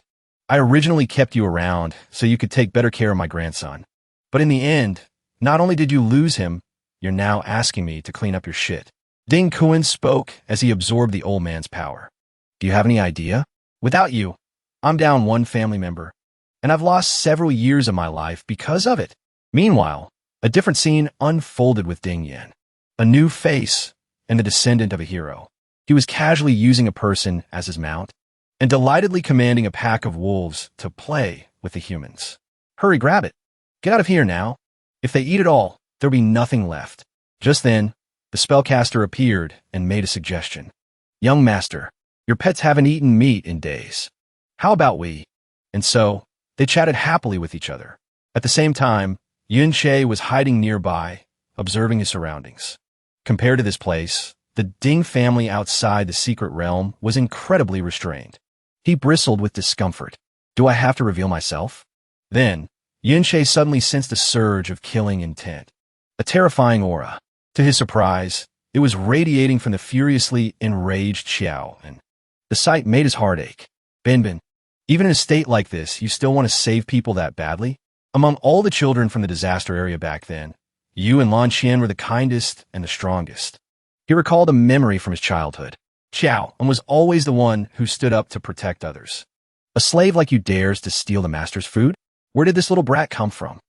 Get lost. That's why I took you all in as my students. I trained you, hoping that after you grew stronger, you could help others. His voice grew heavy. But in the end, I was the one who destroyed you. I turned you into this. Hearing the heartfelt words from Yun Che, Xiao and suddenly reacted. Lan Qian. The sound took Yun Che by surprise. Benbin? He frantically reached for his shoulder. You're conscious. Xiao and continued to mutter, his voice filled with hatred. Ding Kuan. He struggled to get each word out through his rage. Lan is Ding Kuan. Junke Frause. His pupils contracted. At that same moment, over with Ding Kuan. After finishing his business, he quickly wiped away the lingering bloodstain. Junke. He muttered the name. Junke. Are you using that name to challenge me? I can't believe I'm hearing that name again after all these years. Let's see who dares to take up your name. My dear master. The scene shifts to Ding Yan. He was happily petting his orc subordinates. You're all my good little treasures. I've been busy taking care of my other pets these past few days. You must all be starving, right? Then, with a crazed look, he pointed towards the crowd of commoners, who were barely clinging to life. There were even children among them. Anyway, they're all just toys I've grown tired of. Eat them all. Hearing the command, they charged forward in a frenzy. But suddenly, a familiar sword slash cut through the air. It was none other than Yun Che. He had acted just in time to save the child. But his mind was still in turmoil. Lan Qian, how could you be Ding Kuan? How could you possibly be him? Seeing this, Ding Yan fearfully stumbled back. You, who are you? Nancy saw this, and quickly moved to stand in front of his young master. Intruder. Such arrogance. Daring to come to a hero's domain, looking for death. But it seemed Yun Che had completely lost his mind. How could you, Ding Kuan, have raised scum like this? His mind drifted back to the old days. Because of the rise of professionals, whose powers surpass the old rules, the age of knights is over. But as a descendant of knights, I still want to pass something on. Under my guidance, your strength will surely surpass that of ordinary professionals. If you wish to continue learning from me, then you must remember these points. First, be humble. And yet, Xiao In was the complete opposite. Your flashy moves can't keep up with me. He completely ignored his words. There is no fundamental difference between yourself and others. Be polite and respect everyone. This is your reward. Ding Kuan accepted it with a smile. Thank you, sir. But Xiao In, on the other hand, scoffed in disdain. That's it. Don't be so stingy, old man. This infuriated Yun Che, who smacked him on the head to teach him a lesson. Seeing this, Ding Kuan quickly whispered to Xiao In, Hey, don't provoke master like that. Yun Che was furious. Clearly, you have no courtesy or respect for me at all. But he only disciplined them because he wanted them to be better. This is an extra reward from me. Remember this feeling, and don't let yourselves become arrogant. Back in the present, Yun Che still couldn't believe it. How that gentle disciple of his could have become this. He furiously struck at Ding Yan and the skill. His magical shield shattered instantly. This level of attack power. How is this possible? Yun Che was like a man possessed. There was nothing but murder in his eyes. He didn't care who his opponent was. That was my level 30 legendary grade equipment. Accessory. Protective field amulet. Destroyed. Damn him. But Ding Yin wasn't afraid. On the contrary, he grew even more arrogant with his challenge. A reptile dares to strike an eagle? This commoner. Show him the difference between our levels of power.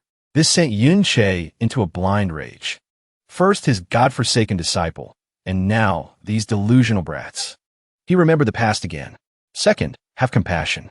Be kind to the weak, especially the helpless. Always fight against violence and injustice with a compassionate heart. Every single word was a lesson he hoped would help them grow. I rescued you from that slave-trading organization in the beginning. As people who have suffered, you should understand the helplessness of the weak. You must always make the most righteous judgments. Back in the present, Yin Che lunged forward, slashing at Ding Yin and Nan Si. But to his surprise, they were just their illusions. Hitting my shadow must have felt good. If you like it, there's plenty more where that came from. And so, they began a game of cat and mouse. With him, however, Yin Che showed no reaction at all. This only annoyed Ding Yin more and more. But you're still making that same angry face. Is it because of these commoners? Could it be that your family is here? Now, that would be interesting. Go on, try and cut us down again. I wonder what kind of face you'll make when you realize you've killed them instead. This sent Yin Che into a fury. Attack power increased by 10%. He then used Mirror World to distinguish the real from the fake. Once he located the target on his left, he instantly dashed forward. He nearly took both his and Nancy's lives, leaving Ding Yin stunned. Impossible. How did you see through it?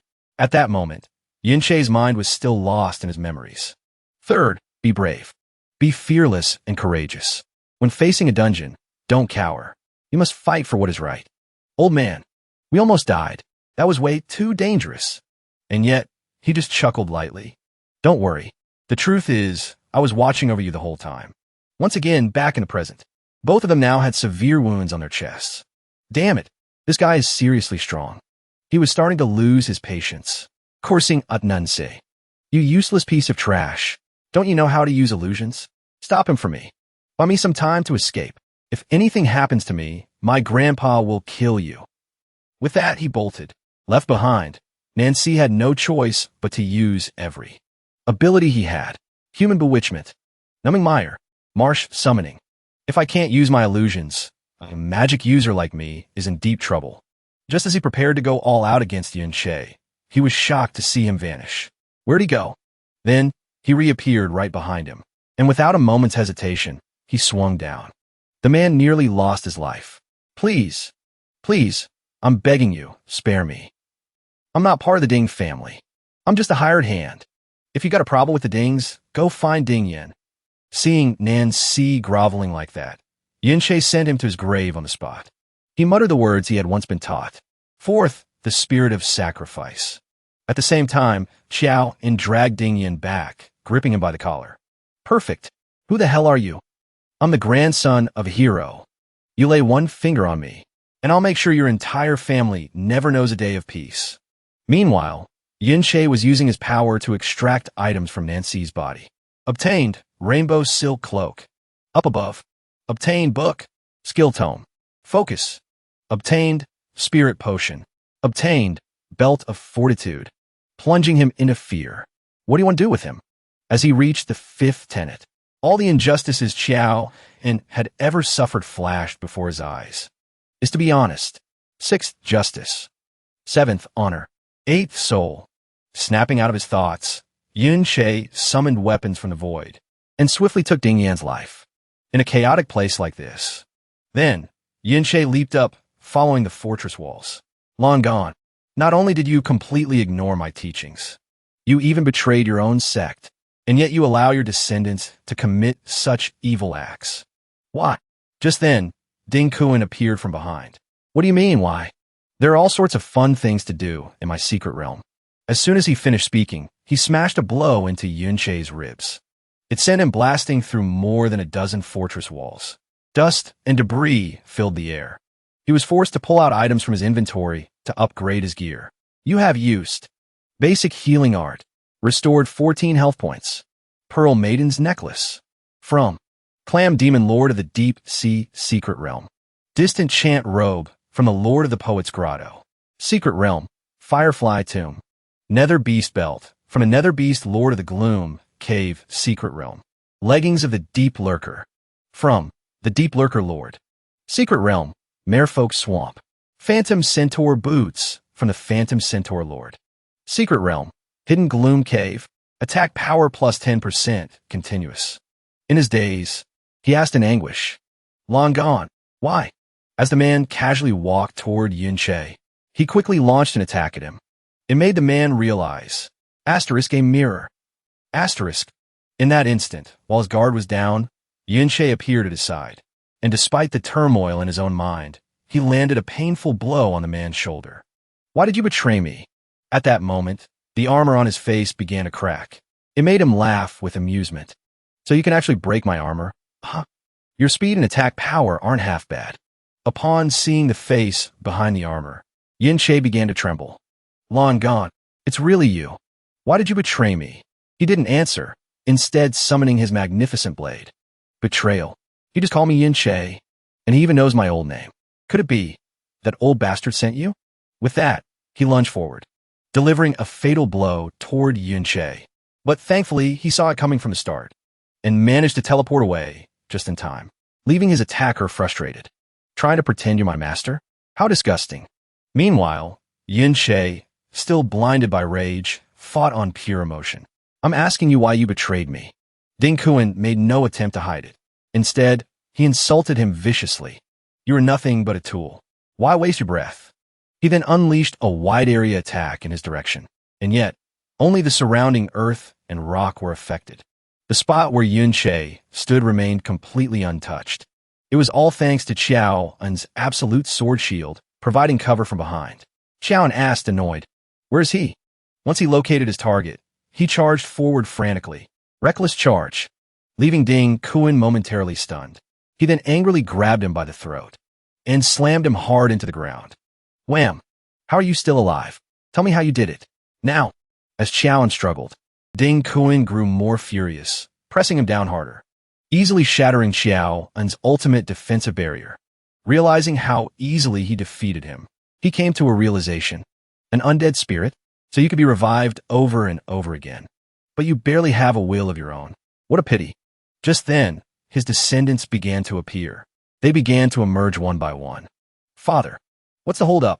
Ding Jin, level 60 marksman. Ding Chong, level 60 elder. Ding Jian, level 60 warrior. Descendants of a hero. This kind of petty thief. Just let us handle him. Looking at the lot of them, Yunche couldn't help but sneer at how they were all cut from the same cloth. Annoyances. He then used his undead summoning and gave an order. You all, stop them. When he saw a familiar face among the undead spirits, he recognized them in shock. Sanyu, the one he had always trusted. This state, he really is dead. My own flesh and blood. Ding Kuan groaned. I'm starting to get interested in you. Even though he died, he was revived as a... Ding Kuan charged wildly, clawing at him. But he nimbly dodged the attack. Master, prove it to me. Prove you're my master. He was like a madman, his mind in chaos. You must be my beloved master. Then his tone shifted again. Whatever you want to ask, I'll answer everything. I won't hide anything from you.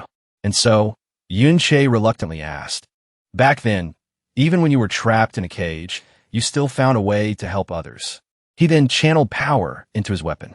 Magic points, 80/180. Attack power increased by 10%. Every single word seemed to be packed into this one strike. So why in the world did you change and become this unhinged monster? He just chuckled and replied, Isn't it all because of you, my dear master? This only enraged Yunche further. What nonsense are you spouting? Who is it that freed you from slavery? Who is it that helped you become such a powerful warrior? What did I teach you? He roared as he attacked. But his opponent just laughed maniacally. Parrying the man who raised him, he snarled. Why? It's because you were too late to save me. I was jealous of everything.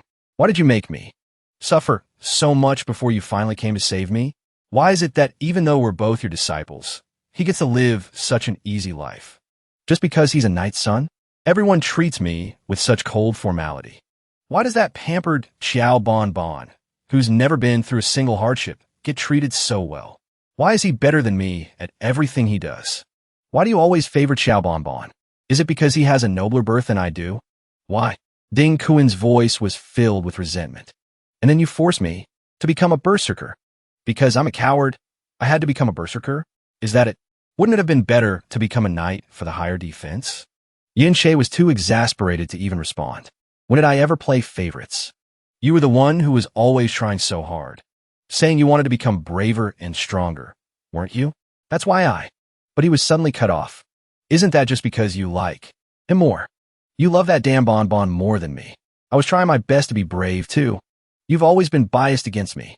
As he spoke, his heart broke even more. Deep down, you just wish I'd never been born, don't you? What are you even talking about? Compassion, humility, the so-called virtues of a knight. And do you think any of that helps me get by in this world? The respect people show you. Isn't that all because of your power and status? I'm not like that fool bonbon.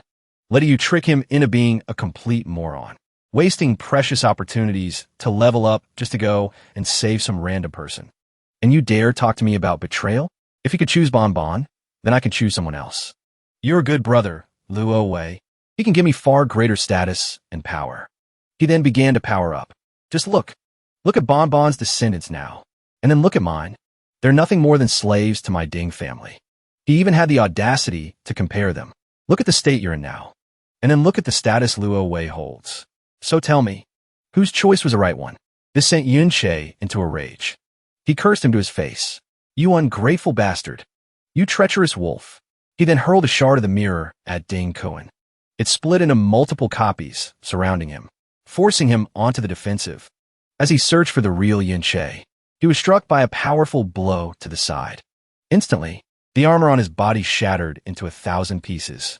At that moment, Yin-che cast aside any remaining sentiment he had for him. He decided to speak words that would cut him to the core. You really can't compare to Bonbon. You can't even compare to his little finger. With his armor completely destroyed, he met the condition for being unarmored. Activating Berserker's body, he burst into laughter. So you finally admit it. Attack power increased by 300%. Speed increased by 200%. The low of my health, my attack, and speed increase exponentially. With his transformation complete, Ding Kuan charged. You admit it. You've always favored Bonbon. So you were a hypocrite all along.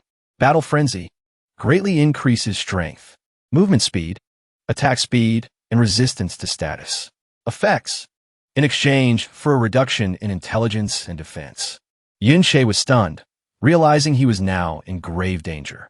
This speed, my only option is to escape into the mirror world. A single one of his strikes looked powerful enough to tear the sky in two. If he hadn't dodged that, he would have been sent straight to the afterlife. Ding Kuan realized, Master, so you use those mirrors to teleport and escape. Huh? What happens when you don't have your mirrors to hide behind? He then unleashed his violent blood rain, attack from above, forcing Yin-che out. He had no choice but to emerge. Come out and face me. A knight is supposed to be brave, isn't he? Practice those knightly virtues you're always preaching about. Because of the blood rain, his health had dropped significantly. At that moment, Ding Kuan was like a man possessed. There was nothing but murder in his eyes. Just as I thought. You only preach morality when you feel safe. What the hell would a pampered brat who's never known a day of hardship know about anything? You lecture me about mercy when you've never felt my pain. He beat and insulted Yin-che viciously, as if everything his former master had ever done was a personal humiliation to him. It was all just self-righteous posturing. And you really thought your friends and disciples would always have your back? It's laughably naive. Just as the next blow was about to land, Yin-che was growing weaker by the second. He had no choice but to take the hit, his health bar dropping by more than half. Now, all that remained on the screen was a flashing critical warning. Look at the pathetic state you're in. You're so weak without your mirrors. The attack left him scrambling to use a healing potion. As he approached the fallen Yin-che, he continued to ramble on. You're just barely hanging on, surviving on the damage from my blood rain. When his opponent was just within range, Yin-che made his move. But his attack was easily blocked. You were never this weak before. This is the price of your naivety. You should be thanking us. With no other choice, Yin-che drew his dagger. He lunged straight at him. And yet, Ding Kuan merely caught the blade with one hand, mocking him. Only through betrayal can one truly grow. It must hurt, falling from the heavens all the way back down to earth, huh? Seeing how easily Ding Kuan had him in his grasp, Yun-Che summoned another sword, but it was instantly knocked from his hand. You know that Luo Wei has become the Supreme King, don't you? He's revered by the entire world, while you become a traitor, despised by all. As he spoke, he channeled his energy and shattered Yun-Che's sword. Then he sent him flying with a kick and a sneer. You must be so jealous. Watching his opponent slowly fade gave him a sick, animalistic thrill. He burst out laughing. You're almost out of health. Right here, your only path to survival is dangling right in my hand. Now, bow down and worship your master. If you just admit your sins and get on your knees and beg, I might keep you as a pet. Of course, that's only if you tell me the secret to your resurrection. But Yun-Che's pride was worth more than his life. He struggled back to his feet to face him. I was wrong. I was wrong to save you from that slave cage back then. I was wrong to trust wolves in sheep's clothing like you. Level up. Ding Kuan stared, stunned by his incredible recovery. Yun-Che continued, his voice seething with rage. I was wrong to think that people would respect me if I just charged headfirst into danger. I was wrong to think that a good person would never change. Yun-Che activated an aura, increasing his speed by 30% for 60 seconds. He never stopped talking, and I was wrong to stubbornly cling to some knightly code of honor. With that, Yun-Che also activated demon possession, amplifying his combat abilities. He let out a cold, bitter laugh. When dealing with scum like you, there's no need for morality. You just need to be wiped out, whatever it takes. He charged forward in a frenzy, his dagger ablur, stabbing again and again at his goddamn disciple. He beat him down, tried to force him to his knees, to make him admit what a shameless bastard he truly was. But unexpectedly, Ding Kuan quickly regained the upper hand. I'm the one who taught you how to fight. This is more like it. But, Master, I thought you were a novice learning to dual wield. Turns out you're just flailing around with a blade in each hand. Using a style you're not familiar with in a real fight is suicide. Have you forgotten everything you taught me? In a blind rage, Yun-Che used Flash, catching Ding Kuan completely off guard. He reappeared behind Ding Kuan, driving his blade deep into his back. The blow sent him stumbling. He swung his own sword wildly. How? Weren't all the mirrors destroyed? And then he realized, is that blood? He just stepped into a pool of on the ground. So you don't need a whole mirror.